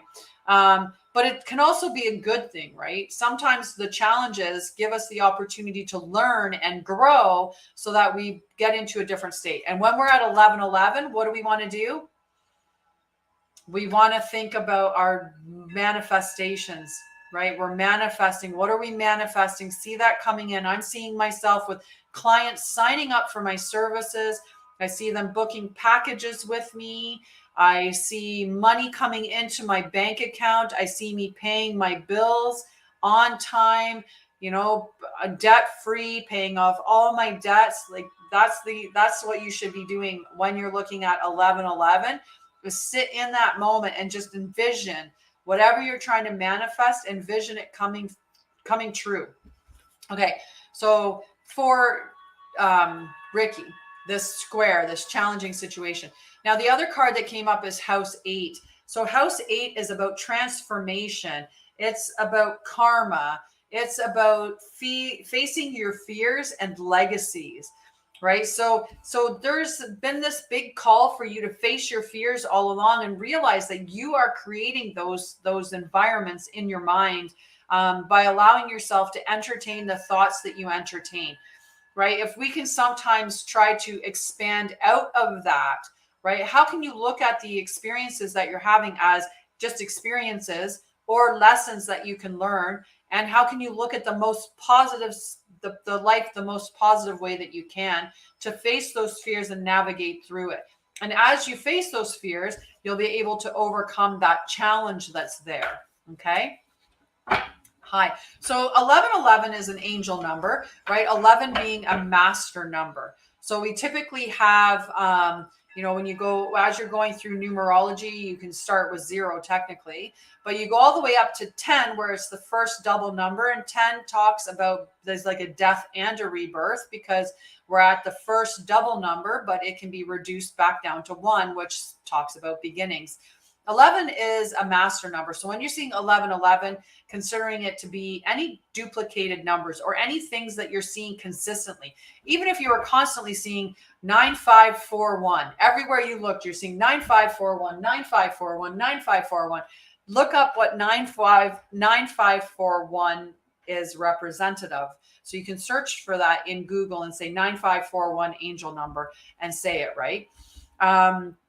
Sometimes it's reducing it down. So if you took 9541 and reduced it down, you would have 19, which then reduced down to 9. So then you'd have a 9. So you can look at, well, what does the number 9 mean? When we see 1111, I take that opportunity as showing you that you are on track. You are on track, that you're angelically supported, that you're guided, that you're in the spot that you're supposed to be.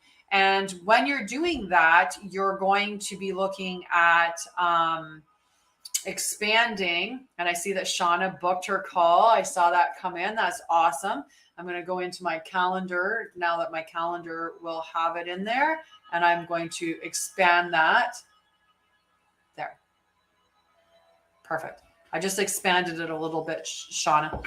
So what I do then is I just think about what I'm manifesting, and I spend that time just spending that minute of saying, this is what I'm manifesting. So I just use it as a guide when I see 1111 to just spend that time manifesting what I'm trying to manifest, just seeing it come to fruition. Friday. I'm so excited. I expanded it. So I went from the 145. I just made it till 3. I don't know if it updated that for you.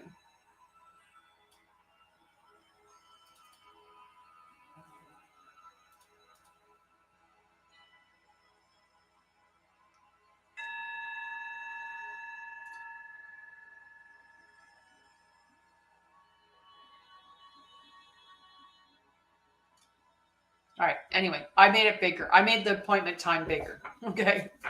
All righty. So who else needs a card before we go into healing mode?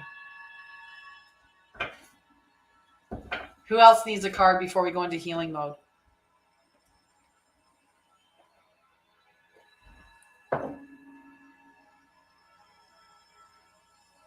Tanya. Look we have Tanya and Tiana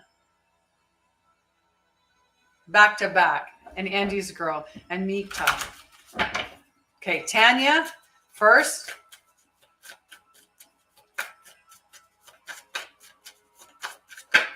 All right, Tanya. So Tanya, we've got house 9 and we've got mutable. So house 9 is the house of Sagittarius. So this is a very optimistic house. This is about adventure. This is about higher learning. This is about open-mindedness, like being like big picture. Big picture is more of the open-mindedness, but spiritual growth. Mutable is the energy of Gemini, Virgo, Sagittarius, and Pisces. They're all mutable signs. And this is about surrendering. So this is actually saying for you, Tanya, to surrender to the process that you're going through, to just be very fluid at this moment. Just allow yourself to just flow with what's coming and allow what's not meant for you to just flow away from you. Welcome the changes that are coming in. These changes are going to be very, they're going to be good changes for you. They're going to bring about, good change. Just be patient as you're going through this process. Okay. So there's a patience that needs to come in, but stay optimistic about what's coming at you. And they're just, as you're going through this spiritual growth. Okay. After Tanya is Tiana. Tiana.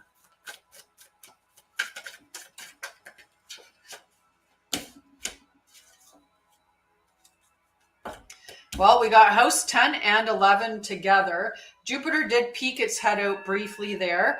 If we're looking at the top two cards, there's some different ones there. But with house 10, we're looking at our life mission, our career, our accomplishments, our achievements. It's structured, methodical, disciplined energy, like daddy energy here.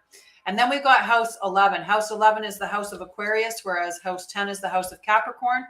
House 11 is about friends and like-minded groups and humanitarian beliefs. So what you're looking for, like within your life mission, you're going to be birds of a feather stick together. So this is either about you're going to be finding your like-minded group within your life mission, or so finding your like-minded people is going to lead you towards your life mission, or as you find your life mission, you're going to navigate towards those like-minded groups. Now, the other two cards, like I said, these popped up. Jupiter popped up, and it was like growth and expansion. So growth and expansion in this area, or luck coming to the resource sector, coming to your life mission, and those like-minded friends. But you have to embody your truth. You have to be true to you. If you're not being true to you and standing in who you are, like being authentic, then you're not going to get the true friends, the like-minded people, because the like-minded people are only going to show up as authentically as you do. So you have to show up in that authenticity so that your like-minded friends will actually be like-minded. Otherwise, they're going to be fake-minded. They're going to be minded to the person you're pretending to be. All right. After Tiana was Andy's girl. And then after Andy's girl is... Hi, Diane. How are you? Love and light. Blankets. Love it. And then Mita. Okay. So Andy's girl. We got house 3 and Scorpio. So house 3 is the house of Gemini. House 3 is very much about... Nice. I love that. I love that. I love that. Hi, Tanya. So house 3 is about early learning. It's about your childhood relations. It can be about your siblings and neighbors, like those types of relationships, but it can be about those childhood friends, right, that we hang on to.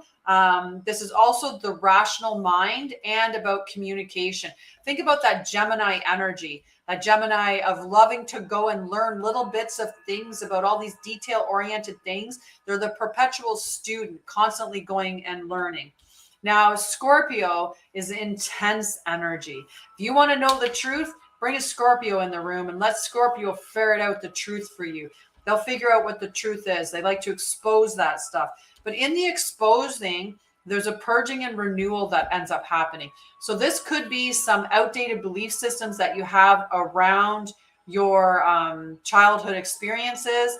This could be letting go of childhood friends that maybe are toxic or unhealthy, that maybe you should have let go of a long time ago. So that's the energy that's coming up with this, is that there's going to be some truth that's going to come up that's going to indicate something that you need to purge, like it exposes it, you need to purge it, let it go from your life, and that's going to open up the space for something new to come in. Okay, so that's the energy that I'm getting for you, Andy's girl. Next is Mita. And that was coming out really fast. I was like, we need to come out. So Mita, we've got the moon. The moon is all about satisfying your emotions. So make sure that you're validating your emotions. Definitely, friends, Redbeard, definitely, friends. So the moon, this is all about nurturing your emotions, making sure that you're expressing and validating them. You know, how often do we feel a certain way and then we criticize or judge ourselves for feeling that way, instead of saying, okay, why am I feeling this way?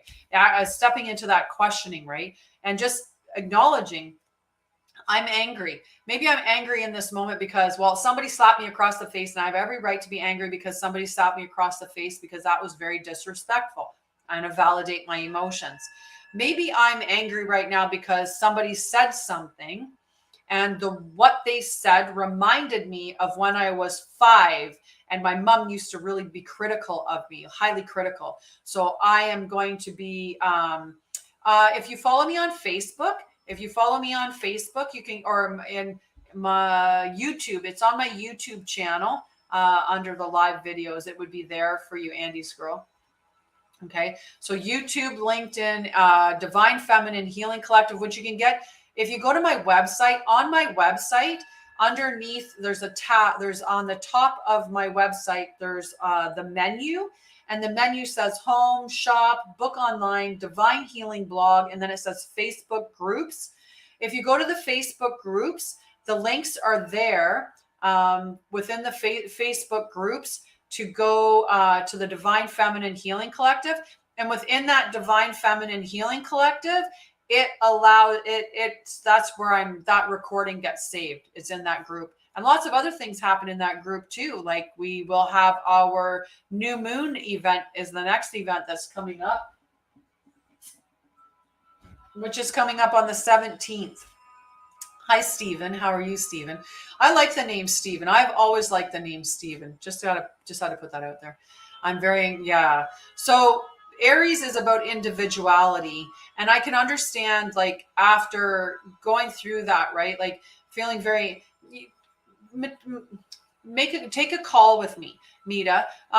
Go to my website and sign up for a free call. And I will give you some stuff to help you out. Very much. Okay. And you know, like you can sign up for a reading, you can sign up for a healing, or you can sign up for a free call if you have any questions too. Okay. So this is about your approach to life, and Aries is very individual. It's very more for me, right?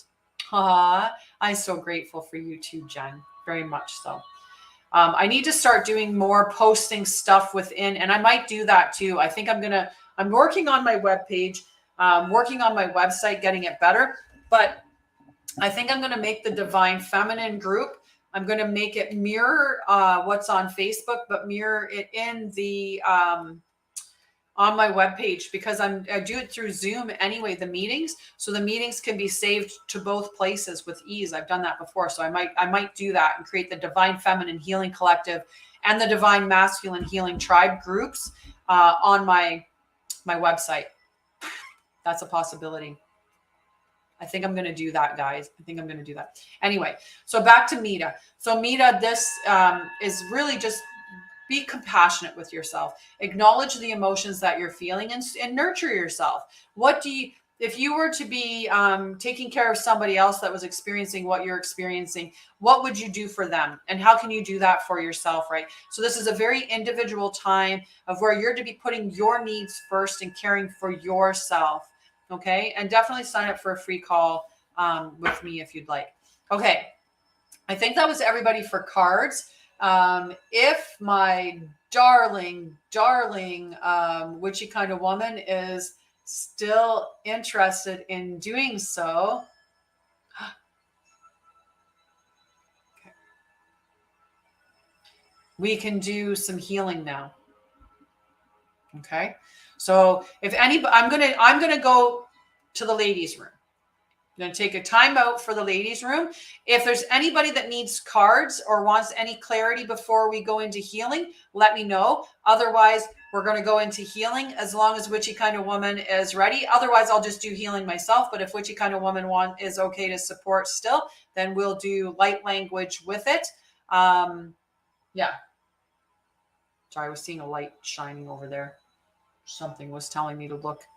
All right, so I'm going to run to the ladies' room. Hello, sweetheart. I'm going to run to the ladies' room while you guys decide if anybody needs more cards or if we're going to go straight into healing, okay? Hi, friend. I'm going to go pee.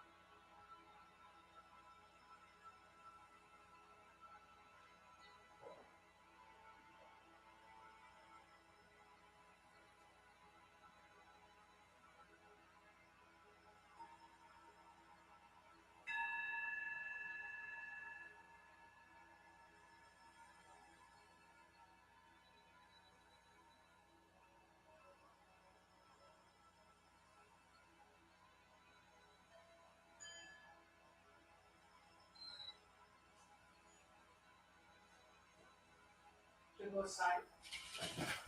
Now you want to go back inside?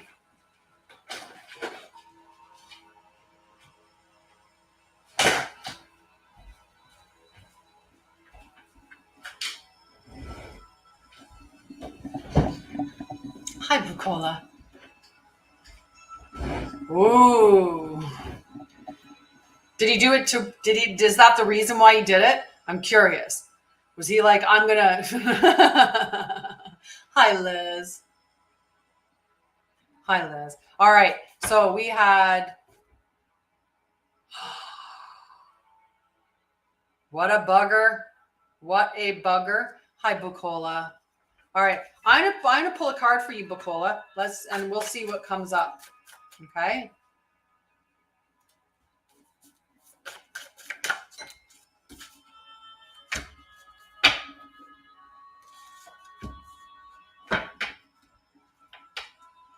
And Liz definitely.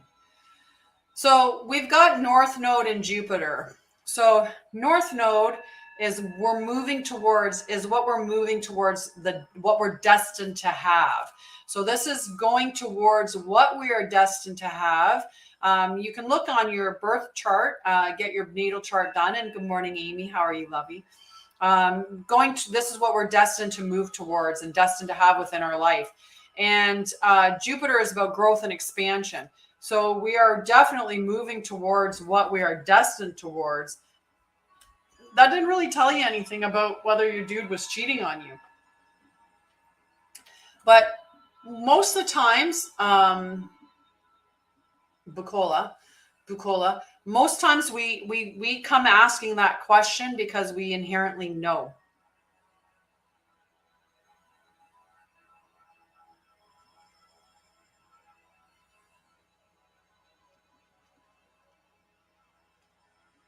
Right? Like we tend to come and ask that question when we know.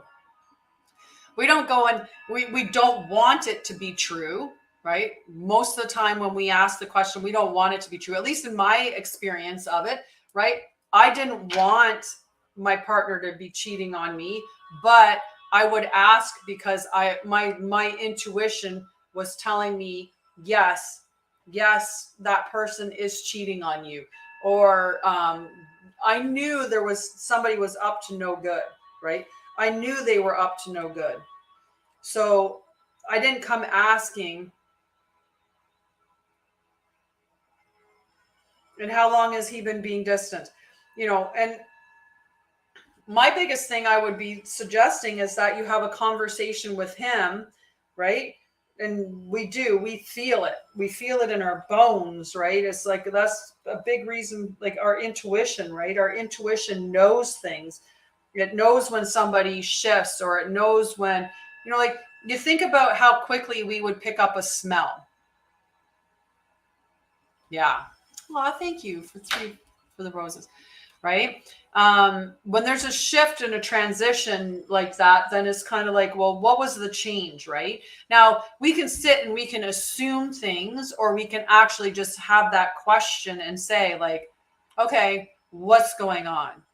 Right? What's going on? And sometimes they'll say, I don't know, or whatever. They're not gonna come up and be honest about it, right? Because they don't want to get caught, right? Yeah.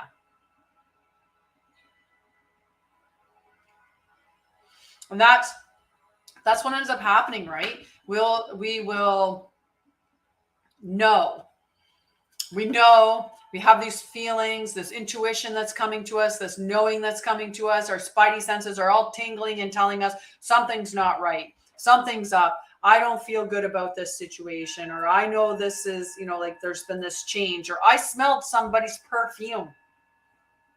Sorry, I smelled somebody's perfume. I know I did, but you're like, you pick it up, you pick up all these subtle things that you don't even realize it, right? Maybe you're talking to your husband and he makes that makes a face, and you're like, that was like, there was subtle movement in the facial muscles. And you're like, he's lying about something. He's hiding something, right? We pick those up and we know it, but we just don't want to listen to it.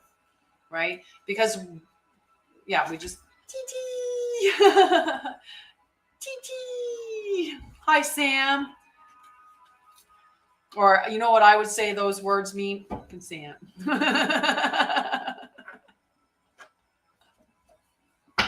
Right?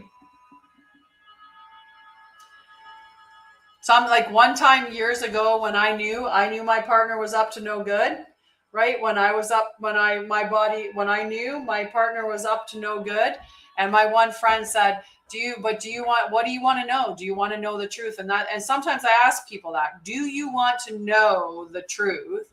Because sometimes we don't. We think we do, but the truth would make us actually have to do something. And as much as, we don't want to know, we don't want our partner to be cheating, right? We don't want our partner to be cheating. We don't want our partner to be cheating. We do want to know if they're cheating because, then we're going to make them rule the day, right? So you can do one of two things. Like you can go and confront your partner, right? Confront your partner and ask him what's going on, right? And he might come up and be like completely true and say like, I just haven't been feeling it. And somebody else came along and made me feel something I haven't felt in a while. And so boom, right? Like there's that possibility, but people are rarely truthful at that point because they aren't prepared for the consequences of their actions, right?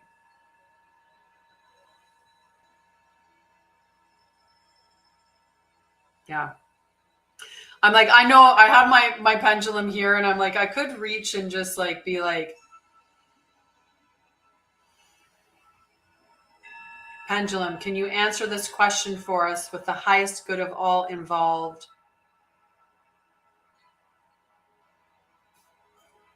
Is Bukola's husband cheating on her?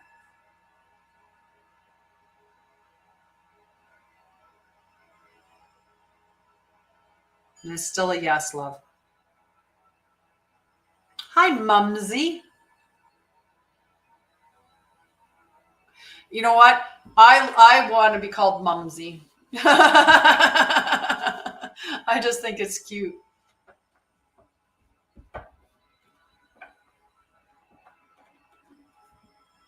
Hi, Leslie. Hi, Mama B. Okay, so we were going to jump into doing some healing. Witchy Kind of Woman was going to support me as we did some healing. We've got about 25 minutes left before I hop off. So if Witchy Kind of Woman's still feeling good, definitely. Lots of.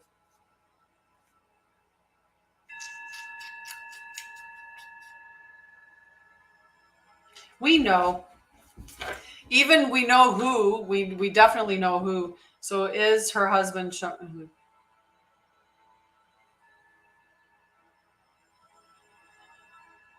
Yeah, Jory, definitely. What question would you like to ask, love? And hi, Julie. How are you, love?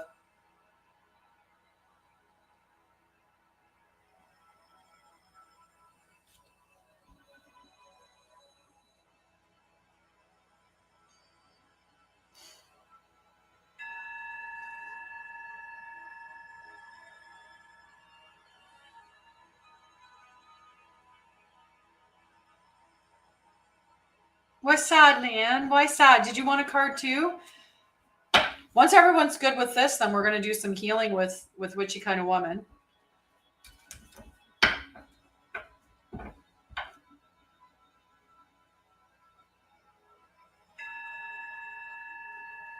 Yeah, okay. I thought so too.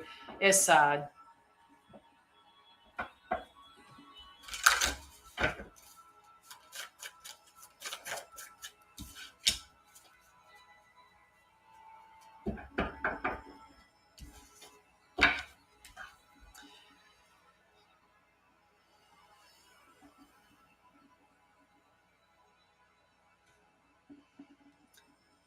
So Jory was wondering if her husband will find a job in Canada. Will Jory's husband find a job here in Canada?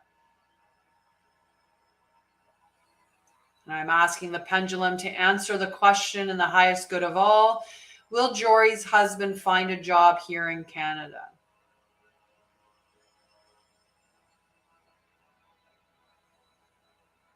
That's a yes, Jory.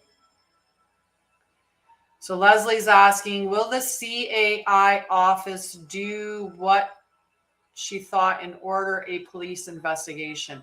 Will the CAI ask the universe? I'll ask the universe, the all-knowing universe, to answer this question for me in the highest good of all. Will the CAI order a police investigation? Will the CAI order a police investigation? That's a no, Leslie. And hi, Sarah. Mumsy. I'm not sure what your husband's in prison for, but I feel like you deserve better.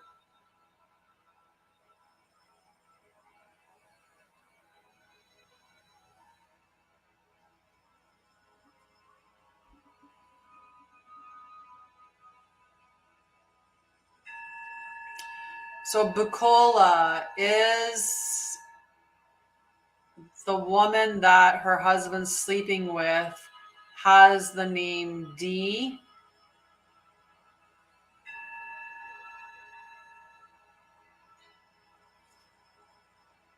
Yes, I got a yes for that, Bukola. And then we have Darlene is asking, so in the highest good of all involved, Darlene is wondering if her and Keith will reconcile soon. Will Darlene and Keith reconcile soon?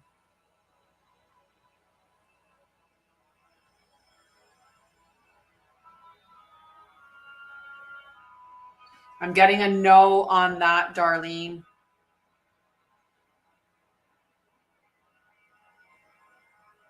Okay. Leslie and I are going to link our hearts to the truth. We're going to ask the universe to be honest in answering. Is the CAI going to do an investigation into Stefan? And that's a no.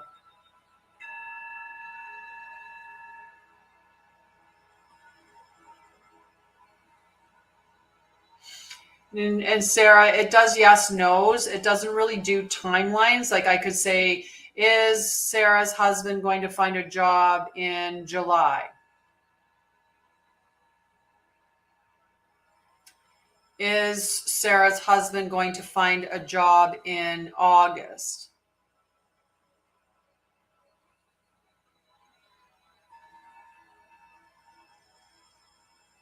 Maybe August. Maybe August. Okay.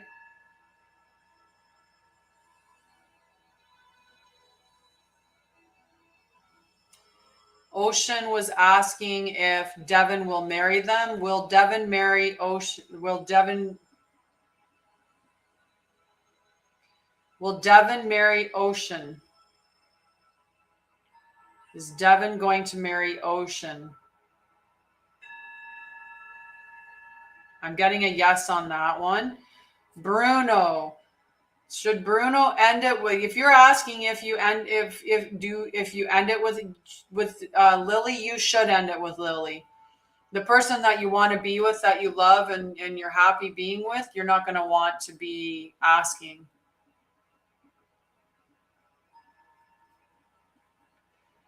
Yeah, like the name D was someone with the name D is what we got for a yes. So Annie, will Annie be in a relationship this summer? Is Annie going to get into a relationship this summer?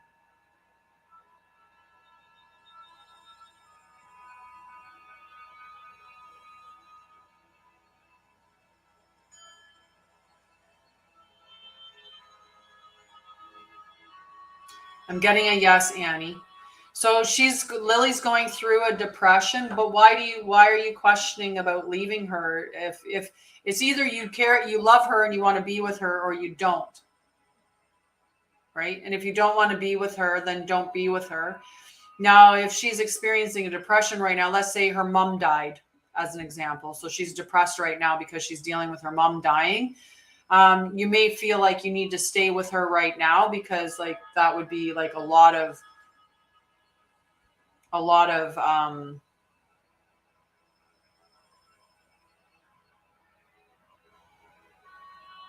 lot on her plate at once, right? Like to break up with somebody that just lost their mom, that would be a lot, right? Like as an example. So you asked, okay, so you asked Bukola, you asked if it was a D, right? Yeah. So I mean, you don't have to stick around for that. Like you don't have to put up with treatment that's not for you either, right? If your relationship's been terrible, like then meet them where they're at, right? You have one life to live, right? You have one life to live, and so make sure that you're hi just a girl and her goats. Am I going to reach my highest timeline destiny? Ooh.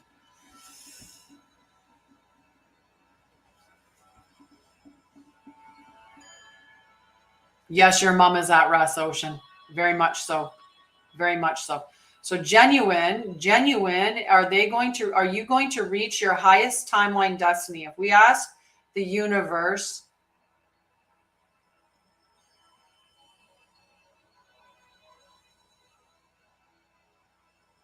will genuine reach their highest timeline?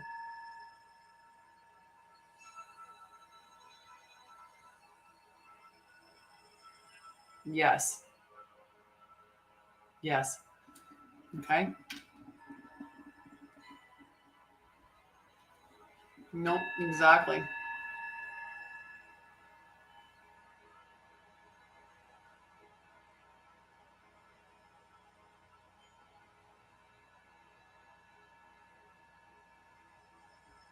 Yeah. Yeah, I mean, like, and that's the thing, right? Like, you have to, like, I think that you're answering your question for yourself as you're not happy, Bruno. So in the end, it doesn't really matter, Bukola. Like when we look at that Bukola,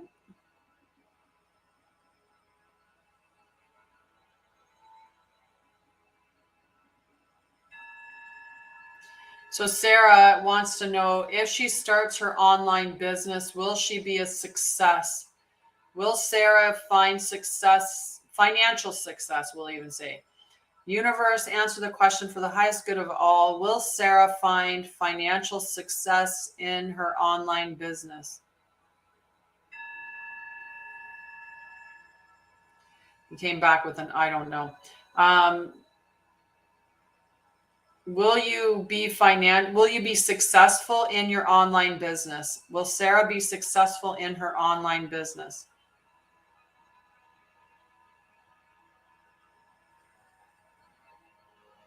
Yes.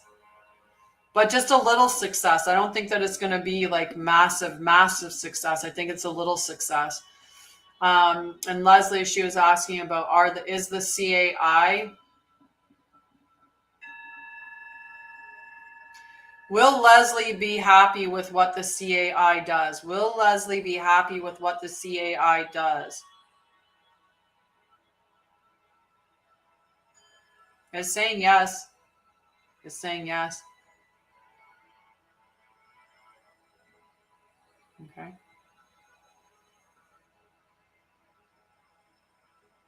Ooh, is Carol going to find a male friend at the building where she's moving to? Will Carol find a male friend at the place where she's moving to?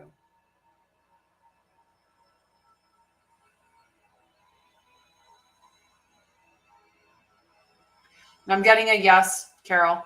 Okay, did Shauna, did you want to come on, Shauna Lee?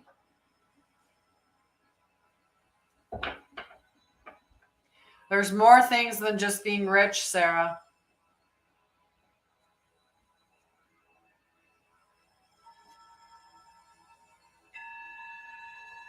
Yeah.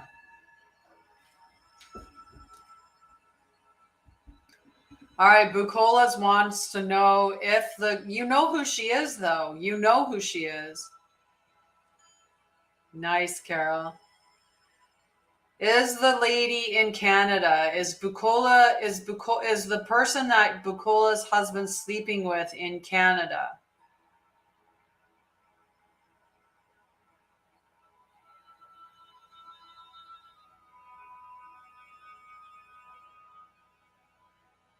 That's a yes, Bukola. But is her husband sleeping around with more than one person?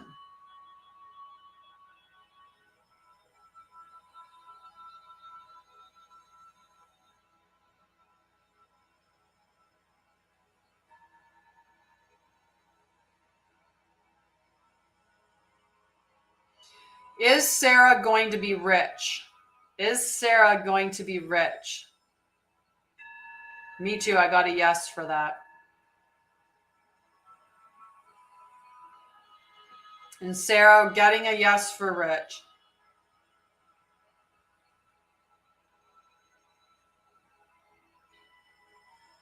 Hi, Granny Debbie. How are you, love? All right. So we're going to do some healing now. Put the pendulum away. Put the cards away. Do some healing. Get witchy kind of woman up here to support me with some light language.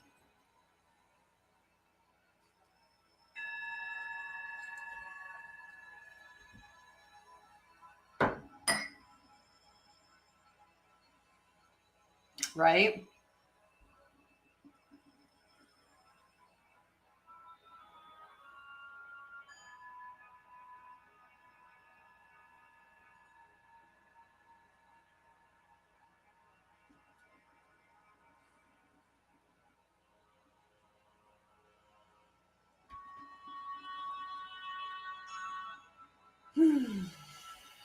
Hello. Hello.